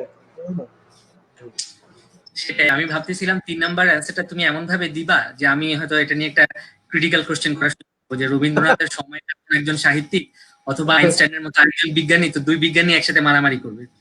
তো anyways, intelligent answer, nice to know যে তুমি তোমার এত ইঞ্জিনিয়ারিং প্যাশন, এত এত ডাইভার্স ফিল্ডে তোমার এত ইন্টারেস্ট থাকার পর তুমি সাহিত্য নিয়ে যে চিন্তা করো, এবং আমাদের বাংলা সাহিত্যের 2 জন গ্রেটেস্ট, ওয়ান অফ দ্য মানে 2 অফ দ্য গ্রেটেস্ট যারা স্কলার প্লাস আমাদের বাংলাকে রিপ্রেজেন্ট করে ওয়ার্ল্ড ওয়াইড, হুমায়ুন আহমেদ এবং তোমাদের 2 জনের ব্যাপারে তুমি অনেক passion. This is very fantastic Ishtiaq, I must say. আর লাস্টে দিয়ে কি বলবো, দর্শকের কাছে বলি যে আপনারা যদি রিলেভেন্ট কোনো এই ধরনের, আমরা যে আজকে যে বিষয়গুলো নিয়ে কথা বললাম এগুলো থেকে যদি কোনো কোশ্চেন আপনাদের কাছে এই মুহূর্তে মাথায় আসে, হয়তো আপনি শোর মধ্যে বলার সুযোগ পান, খেয়াল আসেনি, আপনি ফিউচারে বলতে চান, তো আমাদের পরে এরকম অনেকগুলো ওয়েবিনার আছে প্রত্যেক উইকে, হোপফুলি ফ্রাইডে এবং স্যাটারডে আমরা বিভিন্ন এক্সপার্টদেরকে নিয়ে আসবো ওয়েবিনারে, আপনারা ওই সময় এই রিলেভেন্ট কোশ্চেন গুলো করতে পারেন। আর আমরা দুজনই আহসানুল্লাহ ইউনিভার্সিটিতে আছি, ইলেকট্রিক্যাল ইঞ্জিনিয়ারিং ডিপার্টমেন্টে। সো আমাদের ওয়েবসাইটে সার্চ করলে আমাদের নাম এবং আমাদের প্রোফাইল ডিটেলস চলে আসবে। সো আপনারা আমাদেরকে পার্সোনালি ইমেল করে জানতে পারেন যে আপনারা কোনো ইস্যুতে কোনো গাইডেন্স দরকার, কোনো প্রবলেমস ফেস করছেন কিনা। Will be very happy to share everything. আমি একটু কথা বলবো তো তাসকিন ভাই লাস্টে 2 মিনিট। তুমি তুমি মানে লাস্টে দিয়ে ডেফিনেটলি ফিনিশিং টাচটা তুমি দিবা। তুমি একটু 1 মিনিটে এটাও শেয়ার করবা যে স্টুডেন্টদের এই যে ধরো আমরা গত 1-1.5 ঘন্টা ধরে যে কথা বললাম, এখান থেকে লাইনে স্টুডেন্টদের কি করা উচিত, কি লেসনটা তারা নিয়ে গেল এখান থেকে, একটু জাস্ট সামারাইজ করে দিন। আচ্ছা, থ্যাংক ইউ। আমি আসলে প্রথম কোশ্চেনটা অ্যান্সার করি। আমি বলবো যে স্টুডেন্টদের মানে আমার মনে হয় যে প্যাশনটা ধরে রাখা উচিত হায়ার স্টাডিজ এর ক্ষেত্রে। এটা it entirely depends on your passion. এটা তুমি ক্যারিয়ারে কোন পাথটা নিবা, এটা কিন্তু কঠিন পাথ। হায়ার স্টাডিজ নেওয়াটা ইটস নট মানে এটা কিন্তু মানে ৮টা ৫টা চাকরি না। এটা মানে এটা টাফ টাস্ক। সুতরাং প্যাশনটা বজায় রেখে স্কিল গুলাকে যদি কেউ ডেভেলপ করতে পারে তাহলে তার জন্য মানে ভবিষ্যতের স্টেটা অনেক ইন্টারেস্টিং হবে এবং তার জন্য সার্ভাইভ করাটা ইজিয়ার হবে। আমি বলবো যে প্যাশনটা আগে চিন্তা করো যে তুমি কি ধরনের মানুষ। নো দাই সেলফ, এটা তো আমরা নিজেরাই নিজেকে চিনি না। হ্যাঁ, তো নিজেরা নিজেদেরকে একটু চেনার চেষ্টা করো যে তুমি কি ধরনের মেন্টালিটি পজেস করো। আর ইউ মানে জব চাও নাকি তুমি কিসের জন্য হায়ার স্টাডিজ চাও, এটা দিয়ে এটা চিন্তা করো এবং আমি এবং সেই অনুযায়ী মানে নিজের স্কিলটা ডেভেলপ করো সো দ্যাট হায়ার স্টাডিজ তোমার কাছে মানে খুব বেশি পেইন না মনে হয়, যাতে একটা ভালো জিনিস মনে হয়, মানে ভালো স্টেপ মনে হয়। আমি শেষ করব। শেষ করার আগে আমি মানে থ্যাংক ইউ দিতে চাই হায়ার স্টাডিজ অ্যাব্রড কে, বাংলাদেশ চ্যাপ্টারকে। এই গ্রুপটা আমি একটু বলতেই হবে, সেটা হচ্ছে যে যখন বাংলাদেশে ফেসবুক আসলে মানে খুবই শুরুর দিকে, বাংলাদেশে 2008-9 সালের দিকে এই গ্রুপটা শুরু হয়েছে আর কি। This is one of the oldest group in higher studies এবং আমার মতো কাউন্টলেস ইন্ডিভিজুয়াল এই গ্রুপটা থেকে হেল্প নিয়ে বাইরে এখন স্ট্যাবলিশড অবস্থায় আছে আর কি। এটা they are doing a tremendous job. আমি মানে কি বলবো, এটা মানে আমি সৃষ্টিকর্তার কাছে দোয়া করি যারা এই ধরনের কাজের সাথে রিলেটেড আছে। আমি হায়ার স্টাডিজ অ্যাব্রড এর অন্যতম মানে মানে ফাউন্ডার আর কি সিয়া মোশাররফ হোসেন ভাইকে থ্যাংক ইউ জানাতে চাই যে এই ধরনের একটা কাজ আপনারা এত দিন ধরে করে আসতেছেন, এতজনকে আসলে হেল্প করতেছেন আর কি। আর লাস্ট অফ অল এই শোটা হচ্ছে আসলে মূলত তাসকিন ভাই নিশ্চয়ই আর কি, আমরা সবাই বিভিন্ন কাজে ব্যস্ত থাকি আর কি, কিন্তু this is a very timely show আমার মনে হয়েছে আর কি যে এটা কারণ এখন অ্যাপ্লিকেশন সিজন সামনের দিকে আসতেছে ইউএস এর জন্য আর কি। ওয়ার্ল্ড ওয়াইড অনেকেই এখন কোভিড সিচুয়েশনের কারণে কেরিয়ারকে চেঞ্জ করার চিন্তা করতেছে আর কি, যে কে কিভাবে করবে আর কি। অনেকেই টেস্টের জন্য খুব ভালোভাবে প্রিপারেশন নিতেছে আমি জানি আর কি। হ্যাঁ, তাদের জন্য এটা খুবই টাইমলি একটা শো। ভাইয়া অনেক কষ্ট করে অনেক মানে এই জিনিসগুলো গুছায় এবং আমাদেরকে কিন্তু একটা প্রপার হোমওয়ার্ক করে এখানে আসতে হয়েছে আর কি। আমরা কি কি ডিসকাস করবো, কি করলে সবারই মিউচুয়ালি বেনিফিটেড হবে, এটা সাসকিন ভাইয়ের ব্রেন চাইল্ড আর কি। এটা থেকে I have learned A lot of things from him. আমি ওনার বলছি যে ওনার এক্সপোজার আমাদের অনেকের থেকে অনেক বেশি আর কি। মানে আহ, মানে এডুকেশনাল এক্সপোজার উনি মানে প্রায় সব কন্টিনেন্টে পড়াশোনা করছেন আর কি। আহ, এইটা থেকে আর কি অনেক কিছু I learn a lot. He is my colleague and otherwise তাছাড়াও ওনার সাথে আমার মানে অন্যান্য অন্যান্য পরিচয় আমি ওনার সাথে পরিচিত আর কি। তো সব মিলাই মানে I learn a lot of things from him এবং উনি এই সোসাইটির জন্য যে কাজটা করতেছে I wish him best of luck এবং আই প্রে যে মানে এটার বিনিময়ে উনি আসলে হয়তো অনেক ভালো কিছু আর কি পাবে। And I am also wishing success to higher studies abroad. Next webinar সিরিজের যেগুলো আছে আমি চেষ্টা করবো এগুলাকে মানে যতটুকু পারি পার্টিসিপেট করার এবং আমার থট গুলাকে জানানোর জন্য আর কি। এবং অন্যান্যরা যারা আমাদের সাথে পার্সোনালি যোগাযোগ করতে চায়, it would be really nice answering some of the questions at the end. I want prayers from you so that I can at least finish my PhD engineering and I can go to USA. Thank you. ইনশাআল্লাহ ইনশাআল্লাহ Ishtiaq, thank you very much. আজকে খুবই lively একটা show হলো, খুবই মজা পেয়েছি তোমার সাথে কথা বলে, আমাদের এক্সপেরিয়েন্স গুলো শেয়ার করে, এবং আমরা যা জানি আসলে আমাদের যারা ফেলো জুনিয়র্স যারা আছে একই ফিল্ডে কাজ করতে চায়, স্টুডেন্ট যারা আছে সবাইকে আসলে আমরা আমাদের এক্সপেরিয়েন্সটা বা নলেজটা শেয়ার করার মধ্যে আসলে আনন্দ। তো ওই প্যাশন থেকে বেসিক্যালি এই ওয়েবিনারের ডিসিশনটা প্ল্যান করা। তো ফ্যান্টাস্টিক ইশতিয়াক, তোমার সব ইনফরমেশন শেয়ার করার জন্য। আর শেষ হয়েও হইল না শেষ, লাস্ট একটা কোশ্চেন করবো। কালকে কি তোমার টিম বাদ গেছে, রিয়াল মাদ্রিদ বা ইউভেন্টাস? আরে ভাই, কালকে তো খুবই মানে কালকে রাত্রে তো আপনার সাথে আমি কথা বলতে পারি না। আমি রিয়াল মাদ্রিদের সাপোর্টার। আমি ভাই খুবই প্রচুর হ্যাঁ, মানে sad people, sad fans audience ছিল, যে মানে ফেসবুক ছিল দুঃখে। আর এখানে এখানে সবচেয়ে খারাপ লাগছে আসলে ওয়ে অফ মানে লুজিং আর কি। এখানে তাদের ডিফেন্ডারের কারণে যে টিম আগে মানে তাদের ক্লিন শিট এত বেশি বেশি, তারপরে যে গোল খাইছে আর কি। এইটা দেখে না আমার চোখে কান্না চলে আসছে ভাই। আমি রোনাল্ডোর অনেক বড় ফ্যান। আমি রিয়াল মাদ্রিদের ফ্যান। আমার কালকে রাতটা গেছে খুব বাদ গেছে। এক্স্যাক্টলি, কোশ্চেনটা এই জন্য আমিও করলাম যে আমি রোনাল্ডোর একজন বড় ফ্যান, বাট জুভেন্টাসও ফল করলো, তার প্রিভিয়াস টিম রিয়াল মাদ্রিদও ফল করলো। এবং রোনাল্ডো আসলে সবসময় যখন এরকম ওর অনেকগুলো রেকর্ড আছে প্রিভিয়াসলি আসলে, যে লাস্ট গেমটা জিততে হবে, হয়তো 3টা গোল করতে হবে, 3টাই রোনাল্ডো গোল করছে। এরকম ম্যাচ আছে যে ও হ্যাট্রিক করে টিমকে জিতাই দিছে। তো রোনাল্ডো আনফরচুনেটলি ফুল টিম মিলে আসলে হয়নি আর কি ব্যাপারটা। যাক, anyways thank you very much Ishtiaq. আর অডিয়েন্সকে বলবো thank you very much for your time. Please stay with us. আমরা এরকম মজার মজার শো নিয়ে, ইন্টারেস্টিং ইনফরমেটিভ শো গুলো নিয়ে আমরা প্রত্যেক উইকে আসবো। এক এক দিন এক এক জায়গা থেকে এক্সপার্টদেরকে নিয়ে আসবো। নেক্সট উইক হোপফুলি আমরা ইউকে নিয়ে কভার করবো, ইউনাইটেড কিংডম এবং ইউরোপিয়ান ডিগ্রি নিয়ে কভার করবো। এবং যিনি আমাদের সাথে আসবেন আমি এই মুহূর্তে ডিসক্লোজ করবো না, but he is a big shot. অনেকেই ওনাকে চিনেন, মারাত্মক প্রোফাইল, এবং he is already students. So আপনারা রেডি থাকেন যে প্রোফাইল কিভাবে বিল্ড আপ করতে হবে, তাকে কিভাবে অ্যাপ্রোচ করবেন। বলা যায় না ওয়েবিনার থেকে সে আপনার প্রোফাইল সম্বন্ধে মানে আপনার প্রোফাইল সম্বন্ধে ইমপ্রেসড হয়ে আপনাকে হয়তো ফিউচারে অফার করে দিতে পারে, বা আপনি তার সম্বন্ধে হয়তো ওয়েবিনারে জানলেন। সো আর সবাই ভালো থাকবেন। কোভিড-19 আসলে একটা ক্রিটিক্যাল সিচুয়েশনে আমাদেরকে দাঁড় করিয়ে দিয়েছে। আর লাস্টলি আমি শেষ করতে চাই একটা কথা বলে, যে ট্রাই টু মোটিভেট ইউরসেলফ। আমরা জানি 5 মাস ধরে বাসায় বসে আছি, আমি নিজেও খুবই ফ্রাস্ট্রেটেড, আমি নিজেও মাঝে মধ্যে মেন্টালি ডাউন হয়ে যাই। বাট এই বিভিন্ন ধরনের কাজে আমি ইনভলভ থেকে নিজেকে বুস্ট আপ করার চেষ্টা করি, সেটা একাডেমিক কাজ হোক বা একাডেমির বাইরে কাজ হোক, বিভিন্ন ধরনের লিটারেচার বই পড়ে হোক, গান শুনে হোক, যেভাবেই হোক, try to boost up yourself, don't do any accidental work. Take care করেন, নিজেদের টেক কেয়ার করেন, সবাই ভালো থাকেন। ইনশাল্লাহ নেক্সট উইকে আবার দেখা হচ্ছে। So good night, thank you Ishtiaq, good night to you as well. Good night everyone.